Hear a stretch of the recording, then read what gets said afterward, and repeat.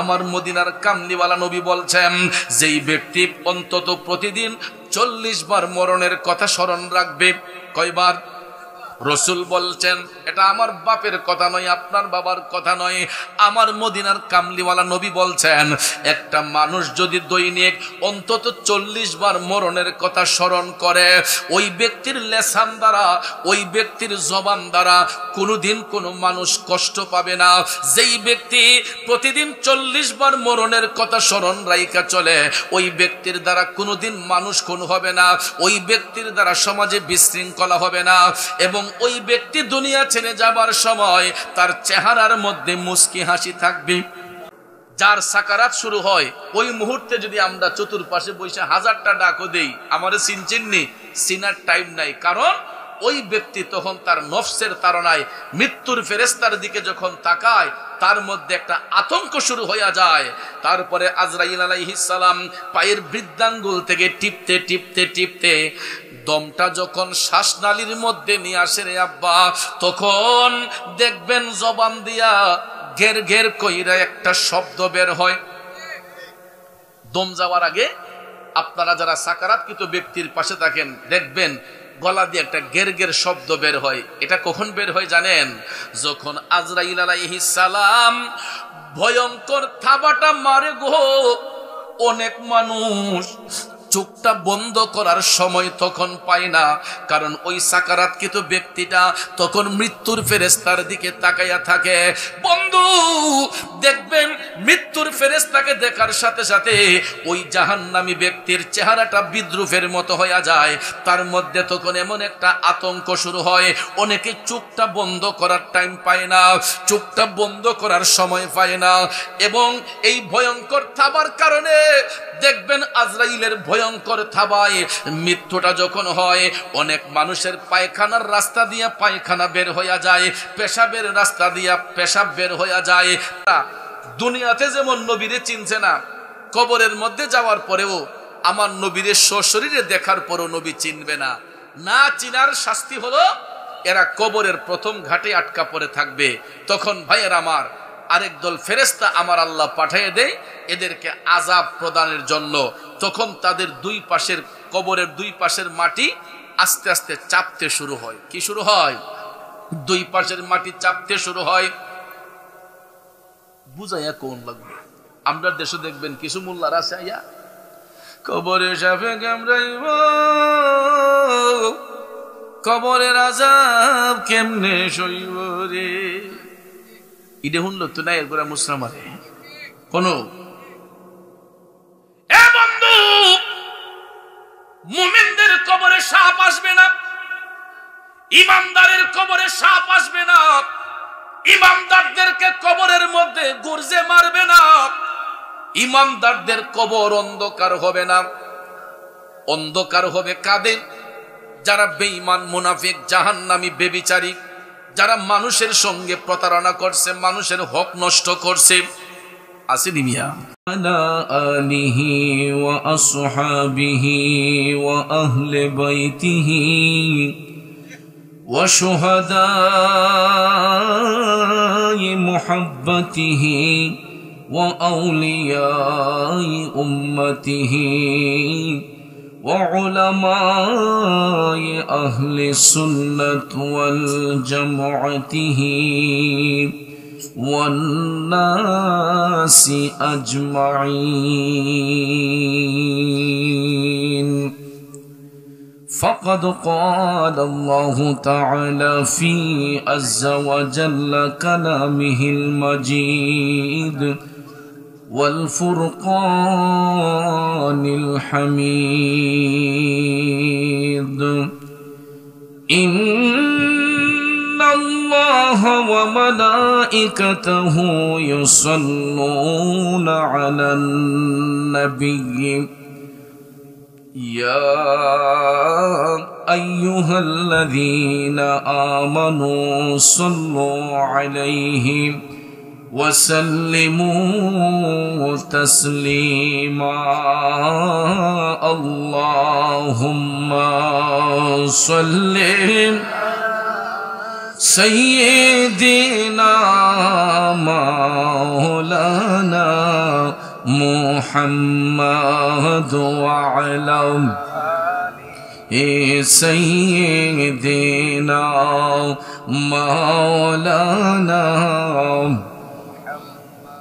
বাবাজিরা আমার, বন্ধুরা আমার, দুরূদ শরীফ পড়লে সওয়াব হয় না গুনাহ হয়? আমি লক্ষ্য করে দেখেছি যখন দুরূদ শরীফ পাঠ করা হচ্ছে, কয়েকজন লোক দুরূদ শরীফ পড়লেন, বাকি সব মানুষ একদম চুপ করে বসে আছেন। কেন? নবীজির সাথে কারো কোনো শত্রুতামি আছে? কোনো কৃপণতা আছে? এ বন্ধুরা আমার, দুরূদ শরীফ সাধারণ কোনো আমল নয়। দুরূদ শরীফ এমন একটা ফজিলতপূর্ণ আমল। দুরূদ শরীফ পড়লে আত্মা শুদ্ধ হয়, দুরূদ শরীফ পড়লে জীবনের গুনাহ মাফ হয়, দুরূদ শরীফ পড়লে দয়াল নবীর দিদার নসিব হয়। আর এই দুরূদে পাকের মাধ্যমে যদি একবার নবীর দিদার নসিব হইয়া যায়, জাহান্নামের আগুন তার জন্য হারাম হইয়া যায়। ঠিক না বেঠে? তাইলে বলুন, দুরূদ শরীফের আওয়াজ আসতে হবে না জোরে হবে? তাইলে দরদ মাখা কণ্ঠে আকাশ বাতাস মুখরিত করে সবাই একটু বড় করে আওয়াজ দিয়ে দুরূদ শরীফ পড়ুন। আল্লাহুম্মা সাল্লি সাইয়্যিদিনা, আরো জোরে, মুহাম্মাদ ওয়া আলা আলি মাওলানা। মুলক কৌনাইনো মে আম্বিয়া তাজদার, मुल्क कौनैनो में अंबिया ताजदार, ताजदारों का आका हमारा नबी। अल्लाहुम्मा सल्ले, माशाल्लाह, मौलाना मुहम्मद व अला आलि मौलाना। বাবাজিরা আমার, আজকের এই ৭ম বার্ষিক সুন্নি মহাসম্মেলন, কবরবাসীর স্মরণে সম্মেলন, ঠিক কিনা বলুন? এ যুবক বন্ধুরা আমার, বাবাজিরা, একটা বার ভাইবা দেখেন কবরবাসী আজকে কারা? যারা একদিন আমাদের সঙ্গে চলাফেরা করেছেন, উঠা বসা করেছেন, হাট বাজার করেছেন, আজকে তারা দুনিয়ার মায়া ছিন্ন করে ৩.৫ হাত কবরে পড়ে আছেন।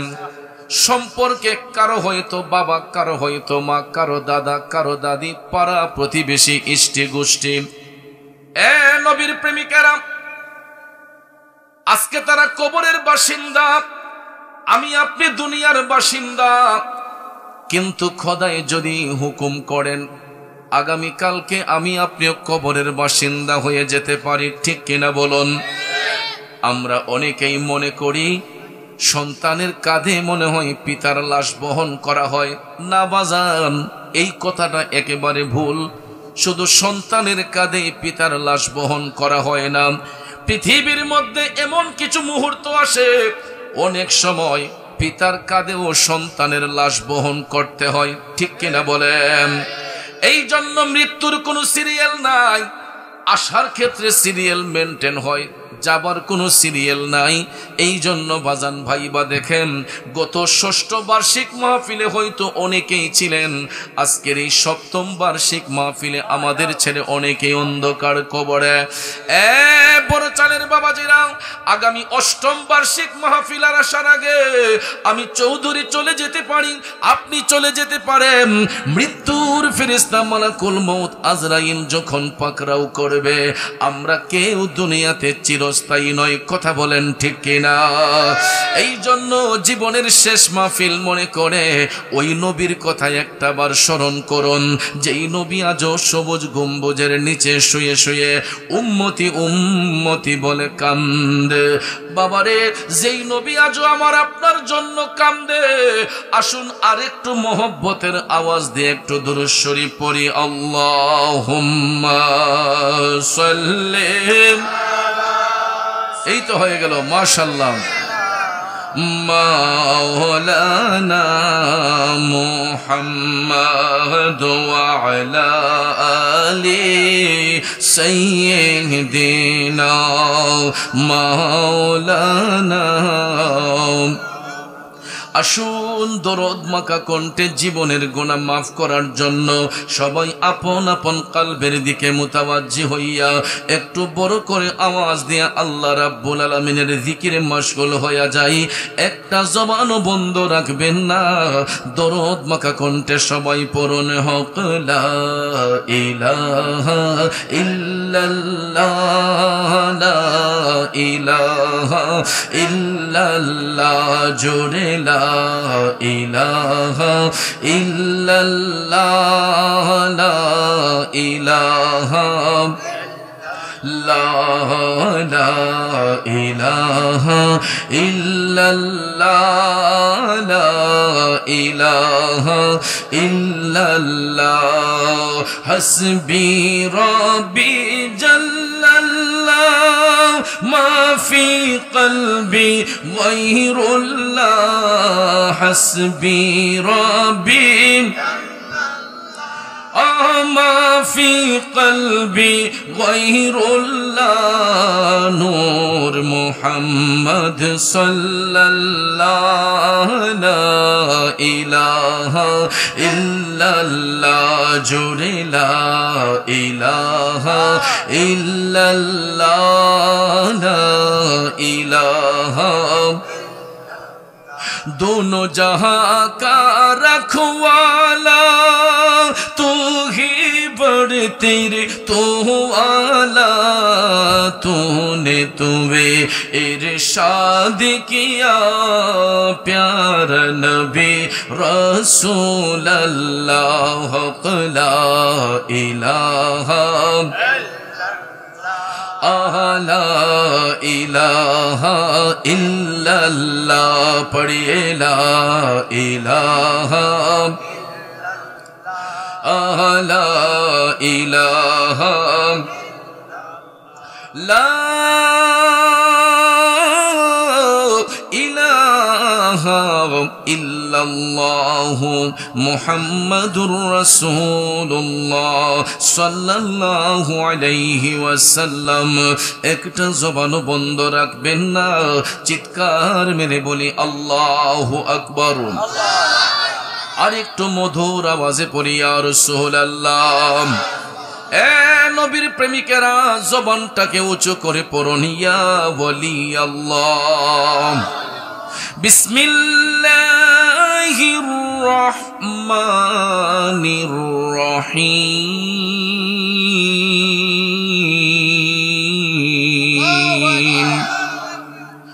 وعد الله الذين آمنوا وعملوا الصالحات لهم مغفرة وأجر عظيم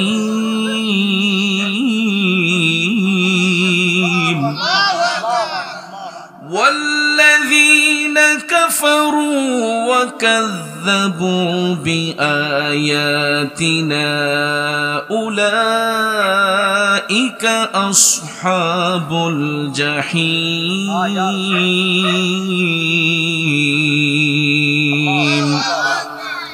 صدق الله العظيم وصدق رسوله النبي الحبيب الكريم ونحن على ذلك من الشاهدين والشاكرين والحمد لله رب العالمين ربي صل وسلم وبارك عليهم आजिले उनके पाना आज मदद मांग उनसे,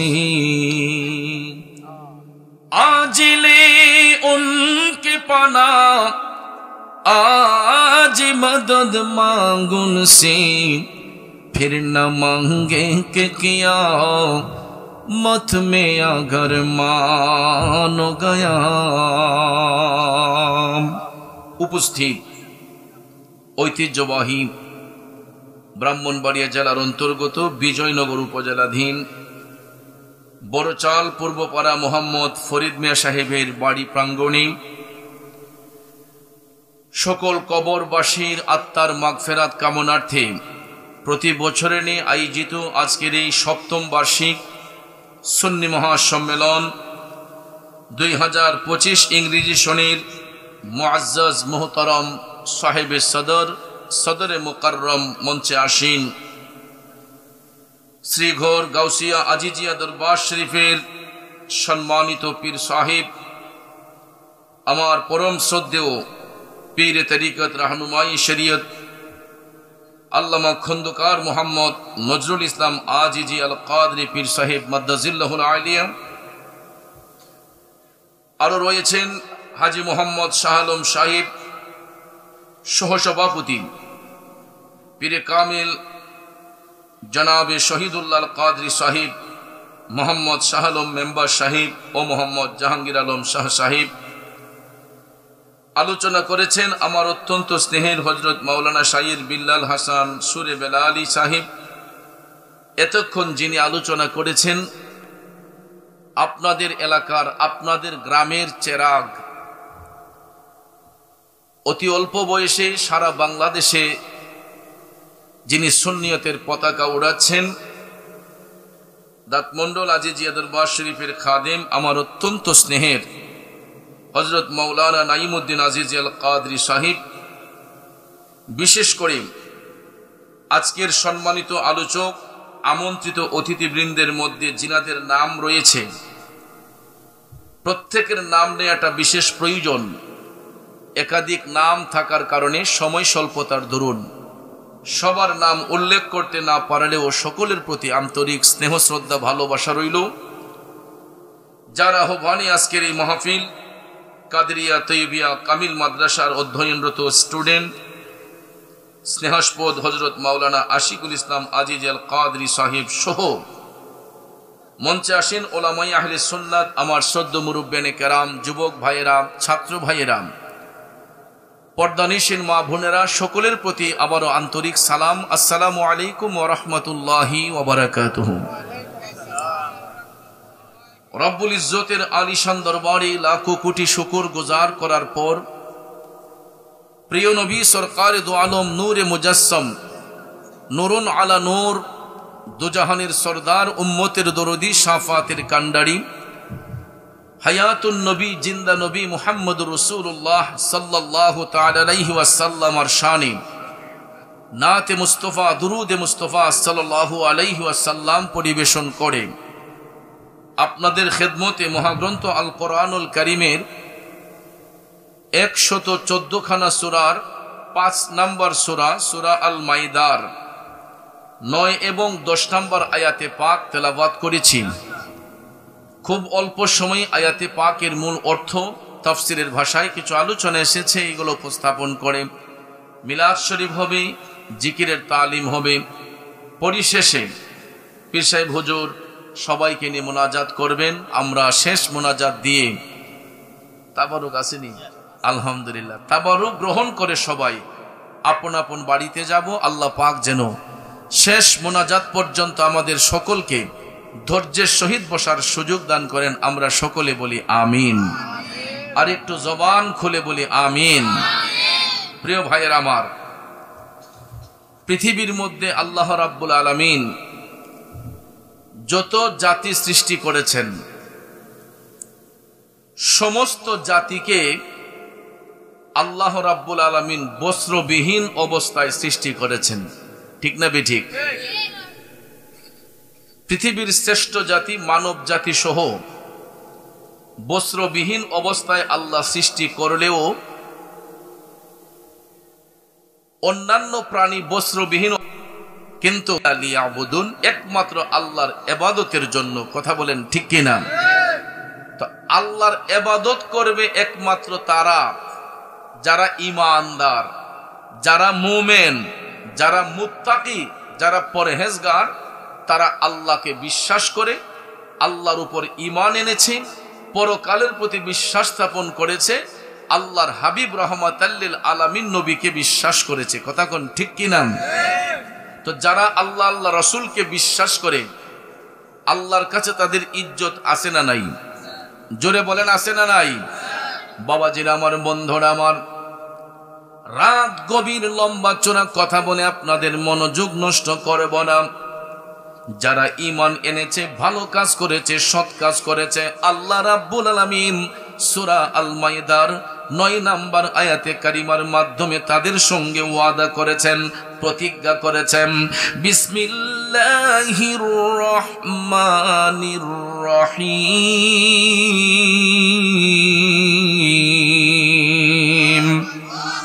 ওয়া'দাল্লাহু আল্লাযীনা আমানু ওয়া আমিলুস সালিহাতি লাহুম মাগফিরাতুন ওয়া আজরুন আযীম।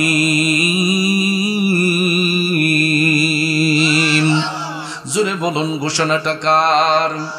আল্লাহ রাব্বুল আলামিন বলেন, ওয়া'দাল্লাহ, আমি আল্লাহ ওয়াদা করতেছি, আল্লাযীনা আমানু, যারা ঈমান এনেছে, ওয়া আমিলুস সালিহাত, এবং যারা সৎ কাজ করেছে, ভালো কাজ করেছে, লাহুম মাগফিরাতু ওয়া আজরুন আযীম, আমি আল্লাহর পক্ষ থেকে তাদের জন্য রয়েছে ক্ষমা এবং উত্তম পুরস্কার। জোরে বলুন, ঘোষণা দিয়েছেন কে?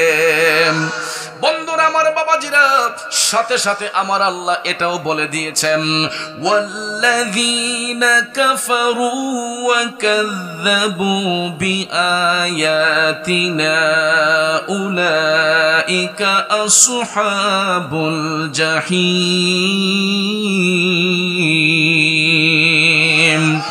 সাথে সাথে আল্লাহ বলেছেন, যারা কুফরি করেছে, আমার বিধানকে যারা মিথ্যা প্রতিপন্ন করেছে, ওই সমস্ত ব্যক্তিরা জাহান্নামের অধিবাসী হয়ে যাবে। আর যারা আল্লাহকে বিশ্বাস করবে, যারা ঈমান এনেছে, ভালো কাজ করেছে, আল্লাহ ওয়াদা করে বলতেছেন, তাদের জন্য আমি আল্লাহর পক্ষ থেকে ক্ষমা এবং উত্তম পুরস্কার রয়েছে। বন্ধুরা আমার, এটা হলো আয়াতে পাকের সরল তর্জমা। আসুন এবার তাফসিরের দিকে নজর করি। এই আয়াতে পাকের তাফসির করতে যাইয়া জগৎ বিখ্যাত তাফসির রুহুল বয়ান প্রমাণ করেছে, আল্লাহ রাব্বুল আলামিন ওই সমস্ত মুমিনদের সঙ্গে প্রতিজ্ঞাবদ্ধ, যারা সত্যকে গ্রহণ করেছে, যারা আল্লাহর আইনকে বাস্তবায়ন করার জন্য নিজের জীবন বিলিয়ে দিয়েছে, অর্থাৎ যারা আল্লাহকে বিশ্বাস করেছে, পরকালকে বিশ্বাস করেছে, আল্লাহর হাবিবকে বিশ্বাস করেছে, এরা হবে ঈমানদার। কথা বলেন ঠিক কিনা? কিন্তু এই দেশের মধ্যে যত আদম সন্তান আছে, আমাদের মধ্যে কিন্তু ধর্মের বিভক্তি আছে। ধর্মের বিভক্তি হওয়াতে কেউ হিন্দু, কেউ বৌদ্ধ, কেউ খ্রিস্টান, কেউ ইহুদি, কেউ নাসারা, আছে না নাই? আবার আমরা মুসলমান। এ বন্ধু, গভীর মনোযোগ। সব ধর্মের লোকেরা আল্লাহ এক বিশ্বাস করে, পরকাল বিশ্বাস করে, উইদাউট নাস্তিক, একমাত্র নাস্তিক ব্যতীত পৃথিবীর জমিনে 4.5 কোটির উপরে নাস্তিক আছে বাজাম। নাস্তিক যারা, এরা আল্লাহ পর্যন্ত বিশ্বাস করে না, সৃষ্টিকর্তাকেও এরা বিশ্বাস করে না। এই জন্য নাস্তিকগুলা বিনা হিসেবে জাহান্নামী। তাছাড়া যারা ধর্মের অনুসারী, সব ধর্মের লোকেরা আল্লাহ এক, এটা বিশ্বাস করে, পরকাল সেটা বিশ্বাস করে। পার্থক্য হলো এতটুক, হিন্দু ধর্মের লোকেরা, এরা যদিও 33 কোটি দেবতার পূজা করে, এরা কিন্তু সৃষ্টিকর্তা ভগবান একজন বিশ্বাস করে। ঠিক না ঠিক? খ্রিস্টান ধর্মের লোকেরা, এরা যদিও আল্লাহ মানে, পরকাল মানে, এরা কিন্তু এক যিশু বিশ্বাস করে। ঠিক না বিঠে? খ্রিস্টান ধর্মের লোকেরা যিশু খ্রিস্টের পূজা করলেও, বৌদ্ধিস্টরা যিশু খ্রিস্টের পূজা করলেও ঈশ্বর একজন, এটা এরা ভালো করে বিশ্বাস করে। আমরা যারা মুসলমান, বলুন আমরা এক আল্লাহ বিশ্বাস করি কি করি না? পার্থক্য হলো এতটুক, প্রয়োগের ক্ষেত্রে কেউ বলে ভগবান, কেউ বলে ঈশ্বর, কেউ বলে যিশু, কেউ বলে গড, কেউ বলে আল্লাহ, কিন্তু সব সৃষ্টির মূলেই হলেন এক স্রষ্টা, তিনি হলেন আমার আল্লাহ। আওয়াজ করে বলুন ঠিক না বিঠে? বাবাজিরা আমার, আবার সব ধর্মের লোকেরা শেষ বিচার যে হবে পরকাল এটাও বিশ্বাস করে। পার্থক্য হলো হিন্দু লোকটা মারা গেলে তাকে শ্মশানে নিয়ে চিতা দেওয়া হয়, আগুনে পুড়ে দেওয়া হয়। খ্রিস্টান বৌদ্ধ যদি মারা যায় তাদেরকে কফিনের মধ্যে ভরিয়া শ্মশানের মধ্যে নিয়ে তাদেরকে চাপ মাটি দ্বারা বসিয়ে দেওয়া হয়, ঠিক কিনা কন? মুসলমান মৃত্যুবরণ করলে 3.5 হাত কবর খনন করে বাঁশের চড়ার দিয়ে সুন্দর করে মাটি দিয়ে দাফন করা হয়। পার্থক্য হলো কেউ দেয় আগুনে পোড়াইয়া, কেউ দেয় কফিনে ভরিয়া, কেউ দেয় 3.5 হাত কবরে শোয়াইয়া। কিন্তু বাজান সব ধর্মের লোকেরা সৃষ্টিকর্তা এক বিশ্বাস করে, পরকাল বিশ্বাস করে। আল্লাহ কয় ওয়া মা হুম বিমুমিনিন, আসলে এরা প্রকৃতপক্ষে মুমিন নয়, ইমানদার নয়। তাইলে ইমানদার হবে কিভাবে? তাফসিরে রুহুল বয়ান প্রমাণ করেছে, যখন আল্লাহকে বিশ্বাস করবে, পরকালকে বিশ্বাস করবে, সাথে সাথে যারা আল্লাহর হাবিব রাহমাতাল লিল আলামিন নবীকে বিশ্বাস করবে, এরাই হবে মুমিন, এরাই হবে ইমানদার। আর যারা হবে ইমানদার এরাই হবে আল্লাহর বন্ধু। সুবহানাল্লাহ কোন? যারা হবে ইমানদার এরাই হবে আল্লাহর বন্ধু। তাইলে বলুন আমরা আল্লাহর বন্ধু হতে চাই কি চাই না? নবীর গোলামি কইরা না কইরা? এই জন্য আশেক কই, প্রেমিক কয়, নবী নবী কইরা আমার মরণ যেন হয় গো, নবী নবী কইরা আমার মরণ যেন হয়। ভাইরে ওই মরণে পাইব শান্তি, ওই মরণে পাইব শান্তি, থাকবে না রে ভয়। নবী নবী কইরা আমার মরণ যেন হয় গো, নবী নবী কইরা আমার মরণ যেন হয়। কষ্ট হচ্ছে আমার বাবাজিরা। এ বন্ধু, আল্লাহ মানলে, পরকাল মানলে যদি ইমানদার হওয়া যাইতো, হিন্দু বৌদ্ধ খ্রিস্টান ইহুদি নাসারা সবাই ইমানদার হইয়া যাইত। কিন্তু আপনারা বলুন, হিন্দুরা আল্লাহ মানে পরকাল মানে আমাদের নবী মানেনি, খ্রিস্টানরা আল্লাহ মানে পরকাল মানে আমাদের নবী মানেনি, বৌদ্ধরা আল্লাহ মানে পরকাল মানে আমাদের নবী মানেনি। ও বাজান, হিন্দু বৌদ্ধ খ্রিস্টান কেন রে? মুসলমানের মধ্যে তো কিছু কিছু মুসলমান নবী মানতে গিয়া একটু অ্যালার্জি রোগ আছে, কথা কয় না? আছে না নাই? এই জন্য সব মুসলমান মুমিন নয়, সব মুসলমান মুমিন নয়। আব্বাজিরা আমার, মুসলমানও 2 ভাগে বিভক্ত। কিছু কিছু মুসলমান হবে মুমিন, কিছু কিছু মুসলমান হবে মুনাফিক। আসেনি? মুনাফিক মুসলমান যারা, এরা দেখবেন নামাজ রোজা একটু বেশি করে, ঠিক না বে ঠিক? বেঈমান মুনাফিক যারা, এরা দেখবেন নামাজ রোজা একটু বেশি বেশি পড়ে, কিন্তু আবার ওজনও কম দেয়। আছে না? তরকারি পানি মিশাই দেয় ওজন বাড়ানোর জন্য। আসেনি এরকম?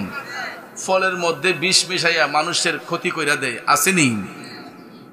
ওই নামাজ দিয়া আল্লাহর সন্তুষ্টি হবে না।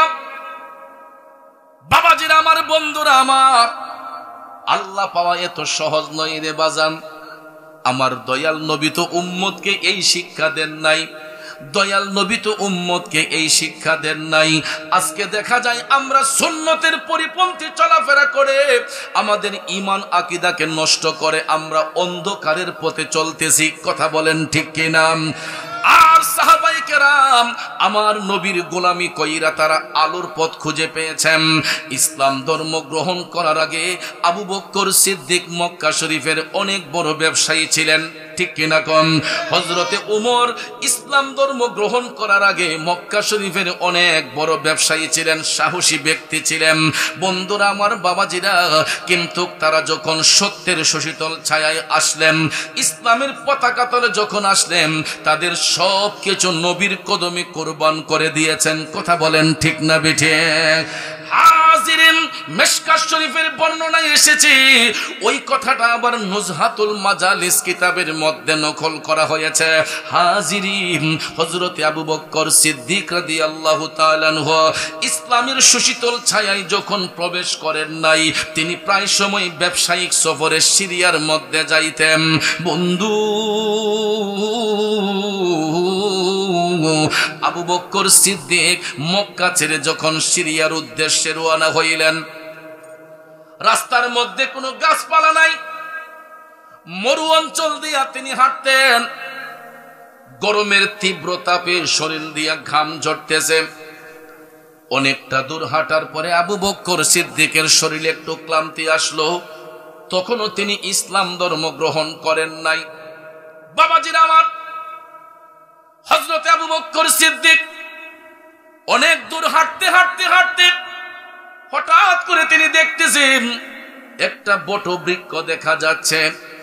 ভাবলেন যে এই বটবৃক্ষের নিচে বসলে একটু ছায়া পাওয়া যাবে, কারণ গাছ আমাদেরকে ছায়া দেয়। কথা বলেন ঠিক কিনা? আমরা দেখবেন কৃষক ভাইরা যখন জমিনে কাজ করতে যাই, অনেক সময় গরমের তীব্র তাপে গলাটা যখন শুকিয়ে যায়, আমরাও দেখবেন কোনো না কোনো একটা গাছের নিচে এসে আশ্রয় নেই। কথা বলেন ঠিক কিনা? বন্ধুরে, গাছের নিচে যখন আশ্রয় নেই, তখন বলেন একটা শীতল হাওয়া গায়ের মধ্যে লাগে কি লাগে না? এটার একটা কারণ আছে। কারণ ভাইয়ার আমার, গাছের যে সবুজ পাতাগুলা, এই পাতাগুলাও আল্লাহর জিকির করে। গাছের মধ্যে জীবন আছে না নাই? সবুজ গাছের পাতাগুলা আমার মাওলার জিকিরে মাশগুল থাকে। এই জন্য রোদের তাপ যখন গাছের উপর পড়েও, আমরা যখন গাছের ছায়ার নিচে বসি, তখন দেখবেন গায়ের মধ্যে একটা শীতল হাওয়া লাগে। আবু বকর সিদ্দিক বটবৃক্ষের ছায়ার নিচে গিয়ে একটু আশ্রয় নিলেন আরাম ফিল করার জন্য। তখনও তিনি ইসলাম ধর্ম গ্রহণ করেন নাই। হঠাৎ করে দেখা যায় মরুভূমির বাতাসে যখন এই বটবৃক্ষের পাতাগুলা নড়তেছে, ভাইয়ের আমার, হঠাৎ করে আবু বকর তিনি দেখতে পান ওনার নাকের মধ্যে একটা সুগন্ধি আইসা লাগতেছে। সুবহানাল্লাহ কোন! এত সুন্দর খুশবু, এত সুন্দর খুশবু আবু বকর বলেন আমি জীবনে কোনোদিন পাই নাই। হঠাৎ করে বটবৃক্ষের একটা ডালা আবু বকর সিদ্দিকের চোখের সামনে আইসা হঠাৎ করে আবু বকরকে বলতেছে, আবু বকর। তিনি চতুর্দিকে তাকান, কোনো মানুষ খুঁজে পান না। হঠাৎ করে দেখতেছেন গাছের ডালা থেকে জবান দিয়ে কথা আসতেছে। গাছের ডালার মধ্য থেকে কথা আসতেছে। আপনারা বলেন, আল্লাহ চাইলে বৃক্ষ কথা বলতে পারে কি পারে না? আমার নবীর প্রতি ঈমান আনার জন্য আবু বকর সিদ্দিক রে আমার আল্লাহ বৃক্ষের ডালা দিয়ে সাহায্য করতেছেন। বৃক্ষের ডালা বলতেছে, আবু বকর, তোমার নাকের মধ্যে যেই সুগন্ধটা পাচ্ছ, এই সুগন্ধটা কোন জায়গা থেকে আসতেছে তুমি জানো নি? তিনি বলতেছেন, না, আমি তো জানি না। তখন ওই বৃক্ষের ডালা বলতেছে, আবু বকর, আপনি একটু সামনে যান, সামনে যাইয়া দেখবেন বিশাল বড় একটা ফুলের বাগান। ওই ফুলের বাগান থেকে নানান রঙের ফুল ফুটে আছে। ওই ফুলের বাগান থেকে সুগন্ধগুলা আপনার নাকের মধ্যে লাগতেছে। আর ওই ফুলের সুবাসটা সারা পৃথিবী ছড়িয়ে যাবে, সারা পৃথিবী ছড়িয়ে যাবে। আবু বকর সিদ্দিক বলতেছে, সত্যি কি তাই? বটবৃক্ষ বলতেছে, আপনি যাইয়া দেখেন। তখন আবু বকর হাইটা হাইটা হাইটা তিনি চলে গেলেন।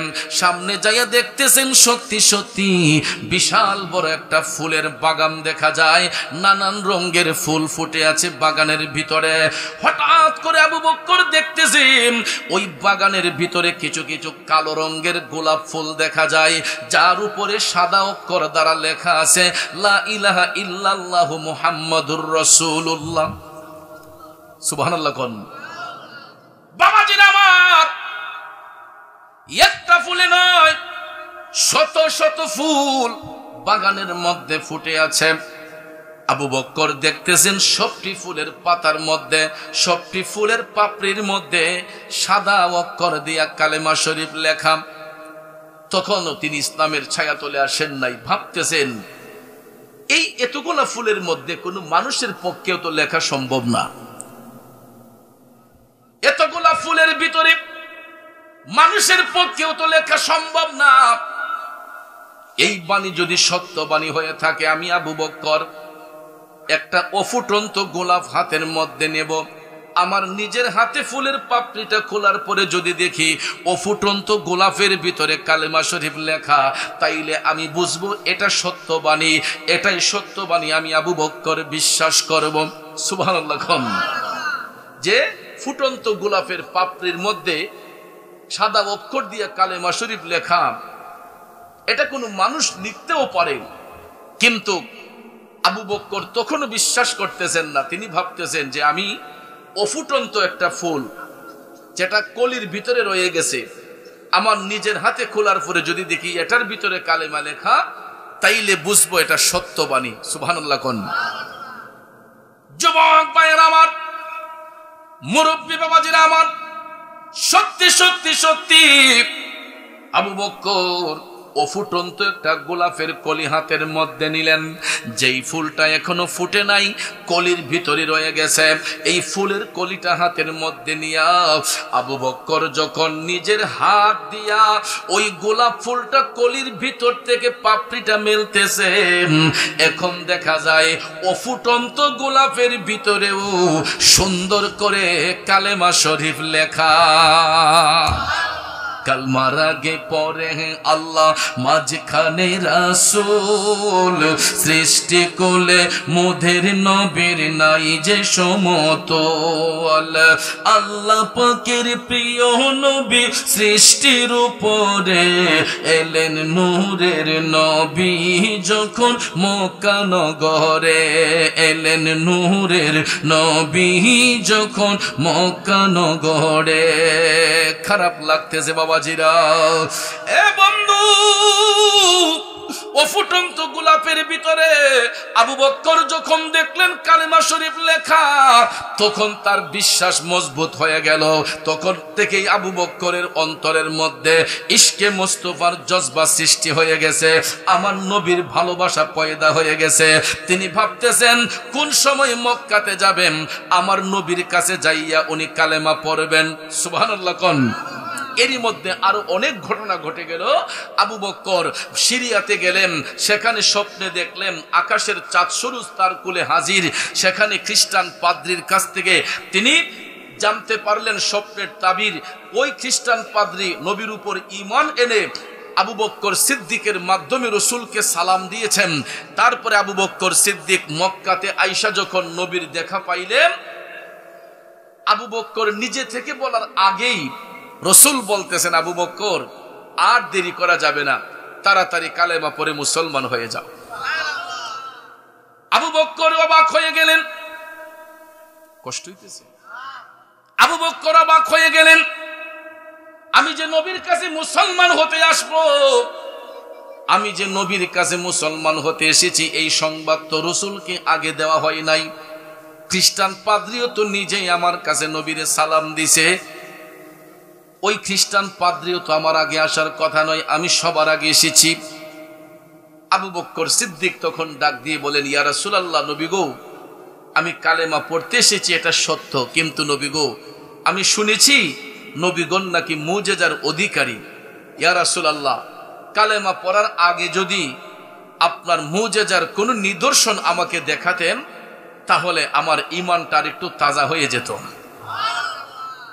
আমার মদিনার কামলিওয়ালা নবীজি মুচকি হেসে দিয়ে বললেন, আবু বকর, মুজিজা যদি দেখতে হয় তাইলে শোনো, তুমি যখন মক্কা থেকে সফরের উদ্দেশ্যে সিরিয়াতে রওনা দিয়েছিলে, বাণিজ্যিক সফরে যখন তুমি সিরিয়াতে রওনা দিয়েছিলাম, বটবৃক্ষের ছায়ার নিচে বসছিলাম, বটবৃক্ষের ডালা তোমাকে সাক্ষী দিয়েছেন ফুলের বাগানের কথা। আবু বকর অবাক হয়ে গেলেন, আরে নবী জানে কেমনে?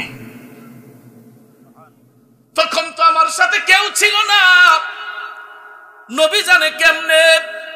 আমার রাসূল ডাক দিয়া কয়, আবু বকর, তোমার ঈমানটাকে তাজা করার জন্য তুমি অফুটন্ত গোলাপটা হাতের মধ্যে নিয়ে নিজের হাতে পাপড়িটা মেলে তার ভিতরে তুমি কালেমা শরীফ লেখা দেখছনি। আবু বকর কয় ইয়া রাসূলুল্লাহ দেখছি তো। তখন রাসূল বললেন তুমি সিরিয়াতে যাইয়া স্বপ্নে দেখেছিলে 400 রোজ তোমার কোলে হাজির। কয় ইয়া রাসূলুল্লাহ এটাও সত্য। নবী কয় শুধু তাই নয়, তুমি খ্রিস্টান পাদ্রীর কাছ থেকে, ঈসাই পাদ্রীর কাছ থেকে তুমি স্বপ্নের তাবির জেনেছো। ওই পাদ্রী তোমার মাধ্যমে আমি নবীর একটা সালামও দিয়েছে। আবু বকর বলো আমার মুজিজার আর কি নিদর্শন তোমার প্রয়োজন? আবু বকর সিদ্দিক ডাক দিয়া কই নবী গো, আমার আর কোন নিদর্শন দেখতে হবে না, আপনি যে সত্যিকারের আল্লাহর নবী এতে আর কোনো সন্দেহ নাই। আরেকটু জোরে কন্যা ইয়া রাসূলুল্লাহ। বন্ধুরা আমার, বাবাজিরা, আবু বকর সিদ্দিক কয় ইয়া রাসূলুল্লাহ নবী গো, আপনি যে সত্যিকারের আল্লাহর বন্ধু এতে আর কোনো সন্দেহ নাই। ইয়া রাসূলুল্লাহ আর দেরি করবেন না, তাড়াতাড়ি করে আমাকে কালেমা পড়াইয়া মুসলমান বানাইয়া দেন। আমার মদিনার কামলিওয়ালা নবীজি আবু বকর সিদ্দিককে কালেমা শরীফ পাঠ করাইলেন। আবু বকর সিদ্দিক যখন মুসলমান হয়ে গেলেন, কালেমা পড়ে যখন ইসলামের সুশীতল ছায়ায় প্রবেশ করলেন, আবু বকর সিদ্দিক কয় নবী গো, ইয়া রাসূলুল্লাহ আমার বলতে তো আমার আর কিছু নাই, আমার মান ইজ্জত সম্মান সব কিছু আপনার কদমে কুরবান। যাহার দনে হইলাম ধনী, যাহার মানে হইলাম মানি, যাহার গুণে হইলাম গুণী, প্রাণে বিশ্বাস রয় আমার, মুর্শিদ আমার রং মহলে আগ দুয়ারে পারাদার, তাই তো আমি শুইয়া থাকি সংবাদ লই না দুনিয়ার। আল্লাহু আকবার। বড় চালের বাবাজিরা, আবু বকর সিদ্দিক কয় নবী গো, রং মহলে যেহেতু আপনারে বসাইলাম, আমার বলতে আমার আর কিছু নাই। ওনার যত ব্যবসায়িক সামর্থ্য ছিল, সম্পদ ছিল, অর্থ ছিল, সব কিছু আবু বকর বাইতুল মালের মধ্যে জমা করে দিয়া, আবু বকর নিজের পরনের কাপড়গুলা সঙ্গে নিয়া আমার নবীর গোলামির মধ্যে মাশগুল হয়ে গেলেন। জোরে কি আল্লাহু আকবার বলা যাবে না? এত ধনাঢ্য একজন ব্যক্তি, এত সম্পদের অধিকারী, এত সম্পদশালী একজন ব্যক্তি ইসলামের সুশীতল ছায়ায় আসার কারণে উনি সব কিছু বাইতুল মালে জমা করে দিয়া আমার নবীজির গোলামির মধ্যে মাশগুল হয়ে গেলেন। আপনারা বলেন, যারা নবীর গোলামিতে মাশগুল হয় আমার আল্লাহ তাদেরকে পছন্দ করে কি করে না? জোরে কোন করে কি করে না? এমন ভাবে আবু বকর সিদ্দিক নবীজির গোলামি করলেন। এই গোলামি করার কারণে তিনি সিদ্দিকে আকবর উপাধি পাইলেন। সত্যবাদীদের মধ্যে অন্যতম সিদ্দিকে আকবর এই উপাধি তিনি লাভ করেছেন একমাত্র নবীর গোলামি কইরা। ঠিক না বিঠে? বাবাজিরা আমার, বন্ধুরা আমার, তাইলে আমরা যদি আমাদের জীবনটাকে নবীর কদমে কুরবান করে দেই, আল্লাহ পাক আমাদেরকে কবুল করতে পারে কি পারে না? তাইলে আসুন আমরা আল্লাহর কাছে বলি, পলকে জীবন দিয়ে দেব যদি নবী তুমি চাও, কলিজা টুকরা করে দেব যদি নবী তুমি চাও। ও গোয়ারি জি আমার এই অধমের একবার দেখা দাও, হাবিবি ইয়া রাসূলুল্লাহ, হাবিবি ইয়া হাবিবাল্লাহ, হাবিবি ইয়া রাসূলুল্লাহ, হাবিবি ইয়া হাবিব। নবীর শান বলতে কি কষ্ট হয়? তাইলে সাথে সাথে একটু পড়ুন না, পলকে জীবন দিয়ে দেব যদি নবী তুমি চাও, কলিজা টুকরা করে দেব যদি নবী। ওইছে না? আরো জোরে, পলকে জীবন দিয়ে দেব, কলিজা টুকরা করে দেব যদি নবী তুমি চাও। ও গোয়ারি জি জানাই এই অধমে একবার দেখা দাও, হাবিবি ইয়া রাসূলুল্লাহ, হাবিবি ইয়া হাবিবাল্লাহ, হাবিবি ইয়া রাসূলুল্লাহ, হাবিবি ইয়া হাবিবাল্লাহ। একটা জবানও বন্ধ রাখবেন না, চিৎকার মেরে বলি আল্লাহু আকবার। একটু দুরূদ শরীফ পড়ুন, আল্লাহুম্মা সাল্লি। আগে বসেন, চাইপা বসেন, জায়গা কম তো একটু চাইপা বসেন, পিছনে বাইরে আসুক, বসুক। আল্লাহুম্মা সাল্লি আলা সাইয়্যিদিনা মুহাম্মাদ নাবি শাফিয়ানা মাওলানা মুহাম্মাদ নাবিয়ানা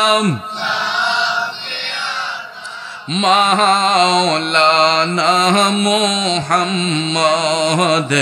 এমন নবীজির উম্মত আমরা, যেই নবীর নাই তুলনা, যাহার উপর দুরূদ বেজেন দয়াল প্রভু রাব্বানা। আল্লাহুম্মা সাল্লিম। তো আগে যান ভাইরা, আপনারা ওইদিকে চলে আসেন। মুহাম্মাদ নাবি শাফিয়ানা মাওলানা।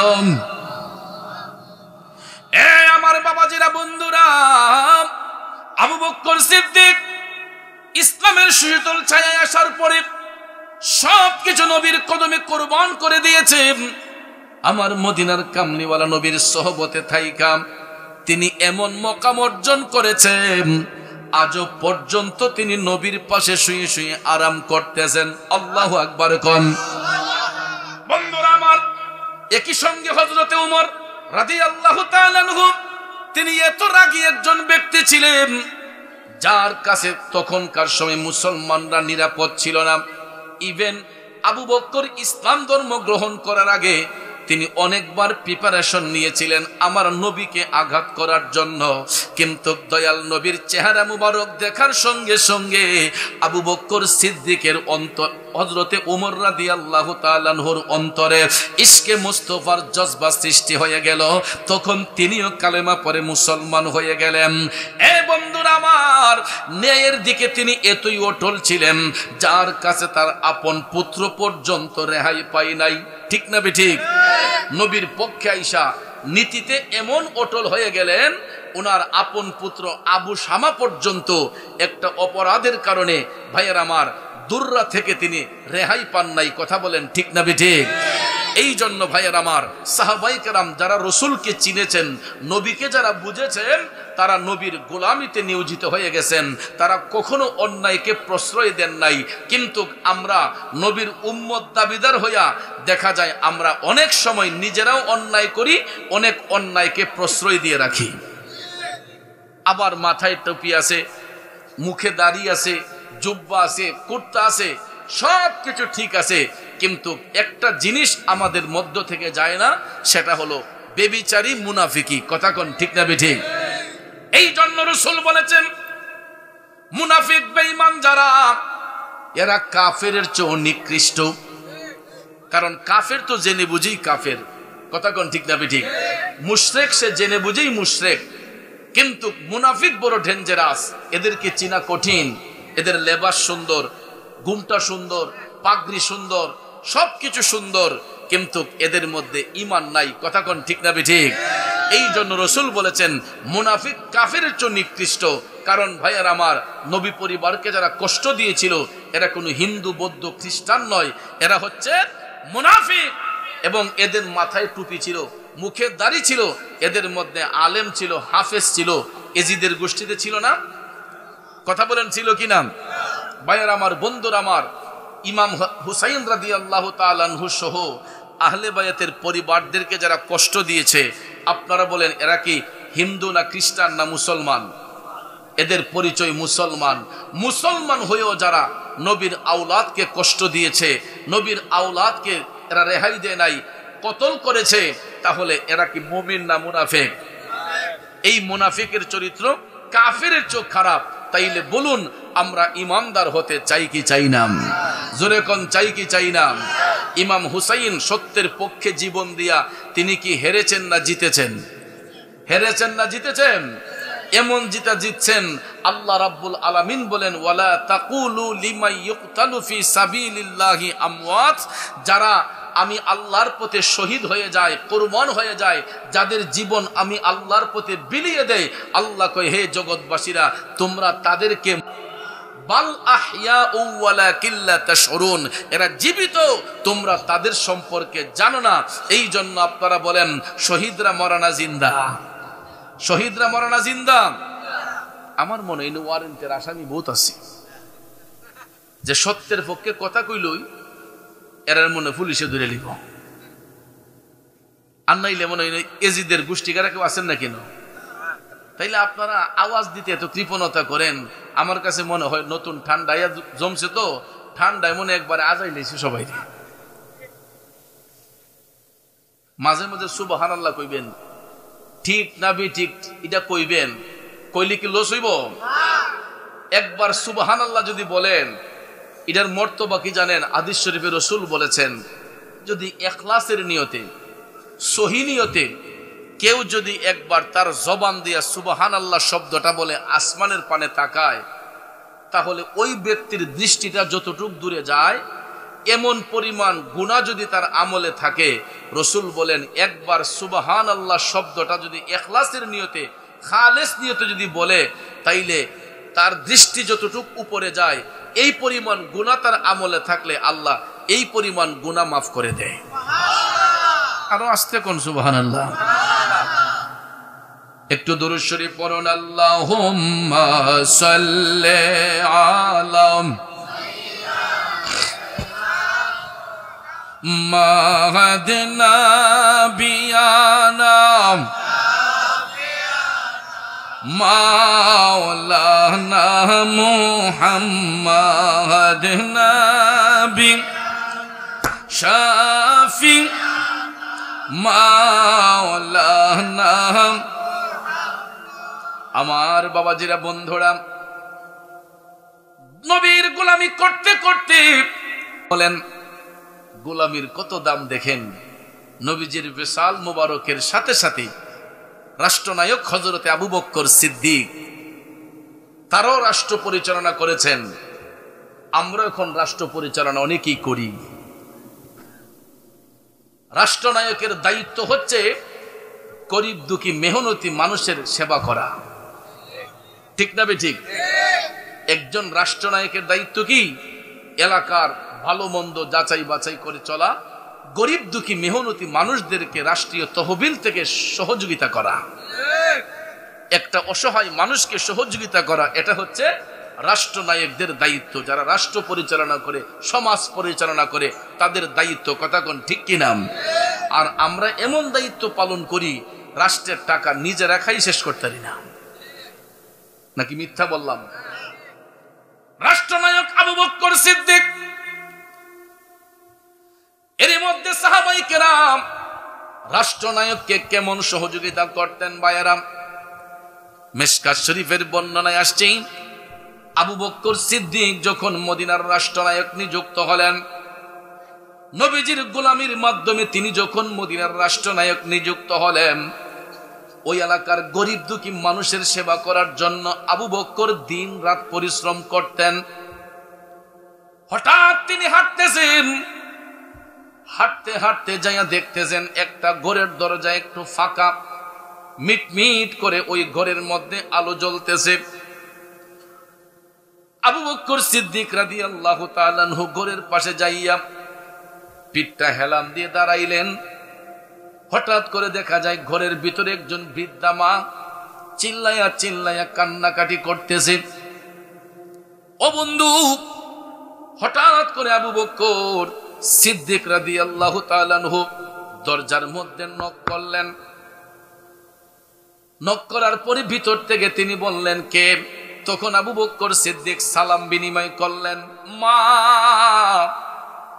আমি হযরতে আবু বকর, অনুমতি দিলে একটু ভিতরে ঢুকতে চাই।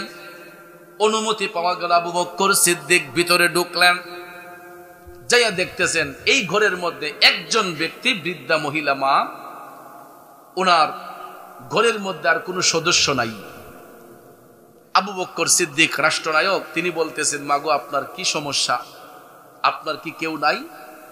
ভদ্র মহিলা বলছেন, আল্লাহ ছাড়া আমার আর কোনো সাহায্যকারী নাই, আমার স্বামী নাই, সন্তান নাই, আমি একদম একা, এখন আমি চলতে পারি না, আমার শরীরের মধ্যে বার্ধক্য চলে আসছে, আমি অচল হয়ে গেছি, আমি চলাফেরা করা বড় কষ্ট হয়ে যায়, কোনো কাজের মানুষ আমি পাই না।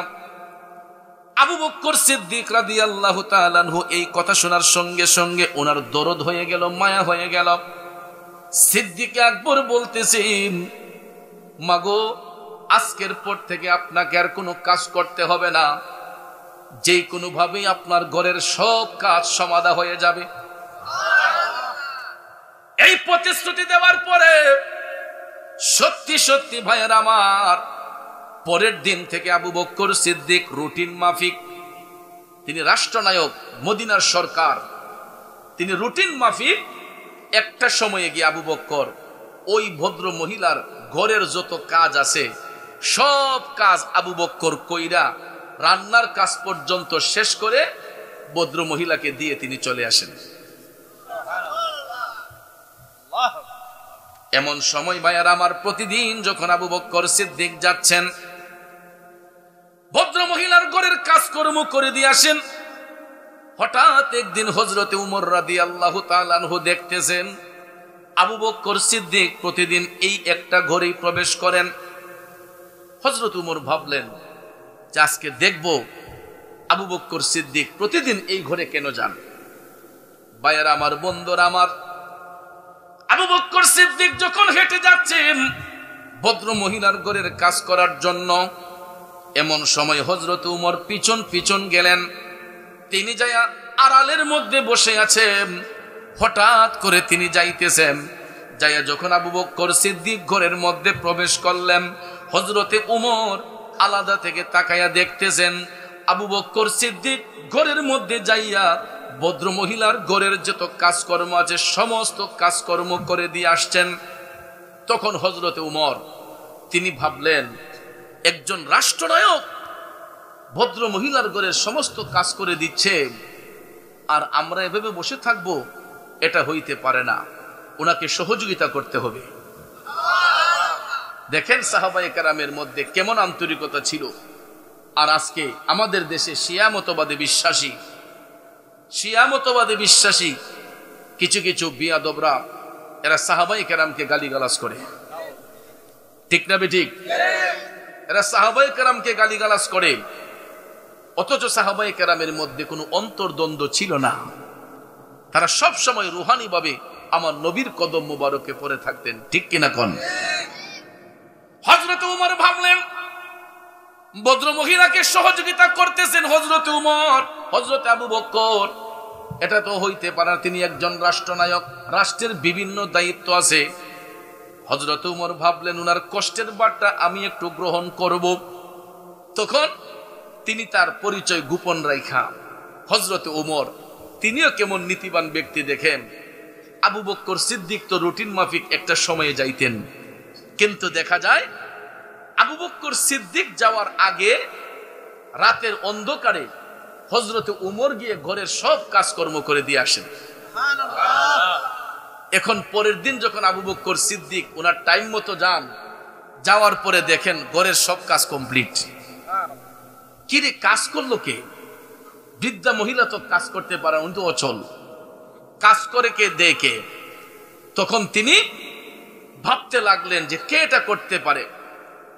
একদিন, দুই দিন, তিন দিন যখন পার হয়ে গেল, একদিন, দুই দিন, তিন দিন পার হওয়ার পরে হঠাৎ একদিন সিদ্দিক আকবর ভাবলেন আজকে আমি সারাক্ষণ ভদ্র মহিলার ঘরের মধ্যে লুকিয়ে থাকবো, দেখবো আজকে কে সেই আগন্তুক, কে সেই ব্যক্তিটা বৃদ্ধা মহিলার ঘরের কাজকর্ম করে দিয়ে যায়।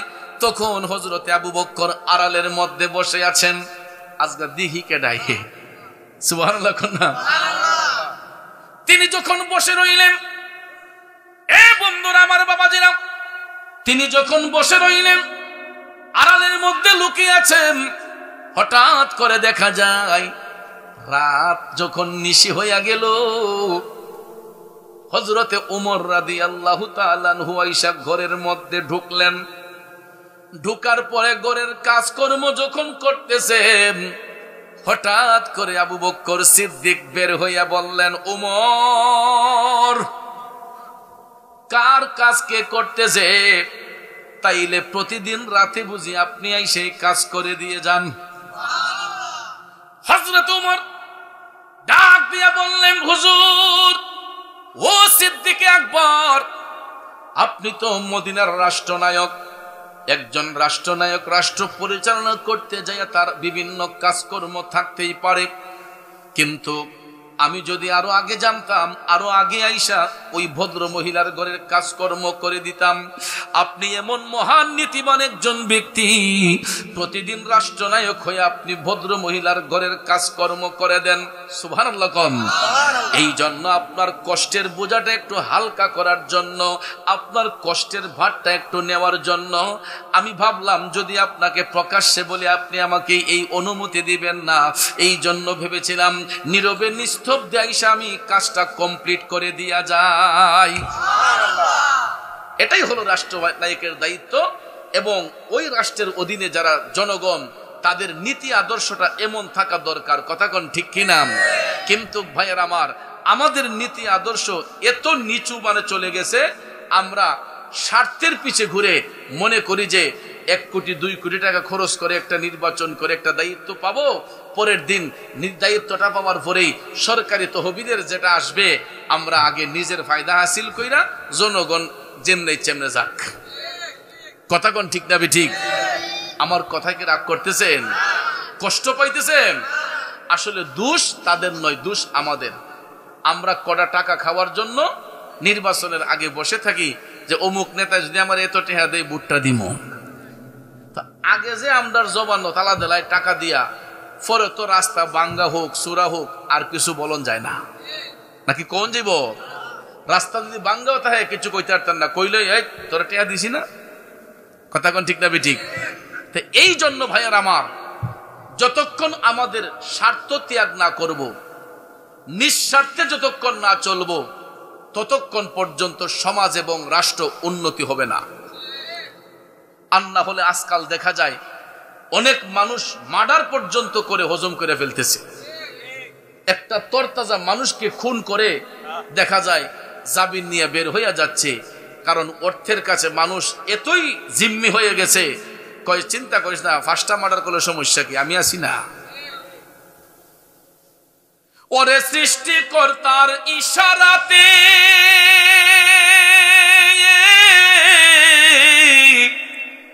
যেতে হবে মাটির নিচেতে, ও ভাই চলবে না আর বাহাদুরি, যাহা করতে দুনিয়ায় হাইরে যাহা করতে দুনিয়ায়, ওরে দম ফুরাইলে রঙের জলসা যাইব শেষ হইয়া। ঠিক কিনা বলেন? এ নবীর প্রেমিকেরা, দুনিয়াটা কিন্তু আমার আপনার জন্য চিরস্থায়ী নয়। কবর কিন্তু আমাকে আপনাকে হাত ছানিয়ে দিয়া ডাকতেছে।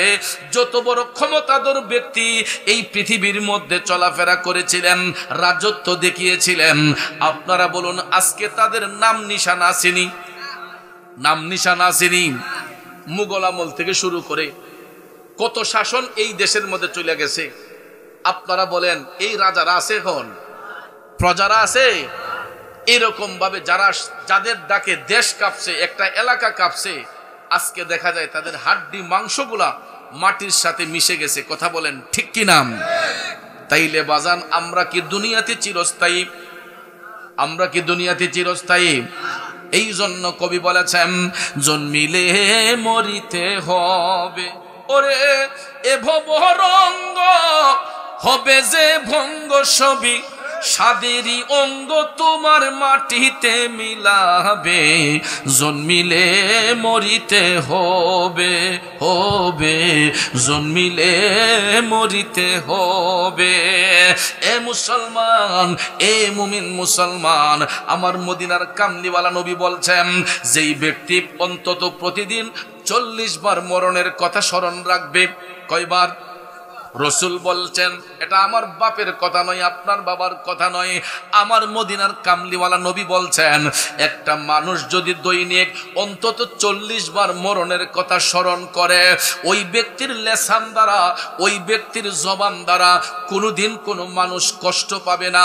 যেই ব্যক্তি প্রতিদিন 40 বার মরণের কথা স্মরণ রাইকা চলে, ওই ব্যক্তির দ্বারা কোনোদিন মানুষ খুন হবে না, ওই ব্যক্তির দ্বারা সমাজে বিশৃঙ্খলা হবে না, এবং ওই ব্যক্তি দুনিয়া ছেড়ে যাবার সময় তার চেহারার মধ্যে মুস্কি হাসি থাকবে। এটা মুমিনদের পুরস্কার।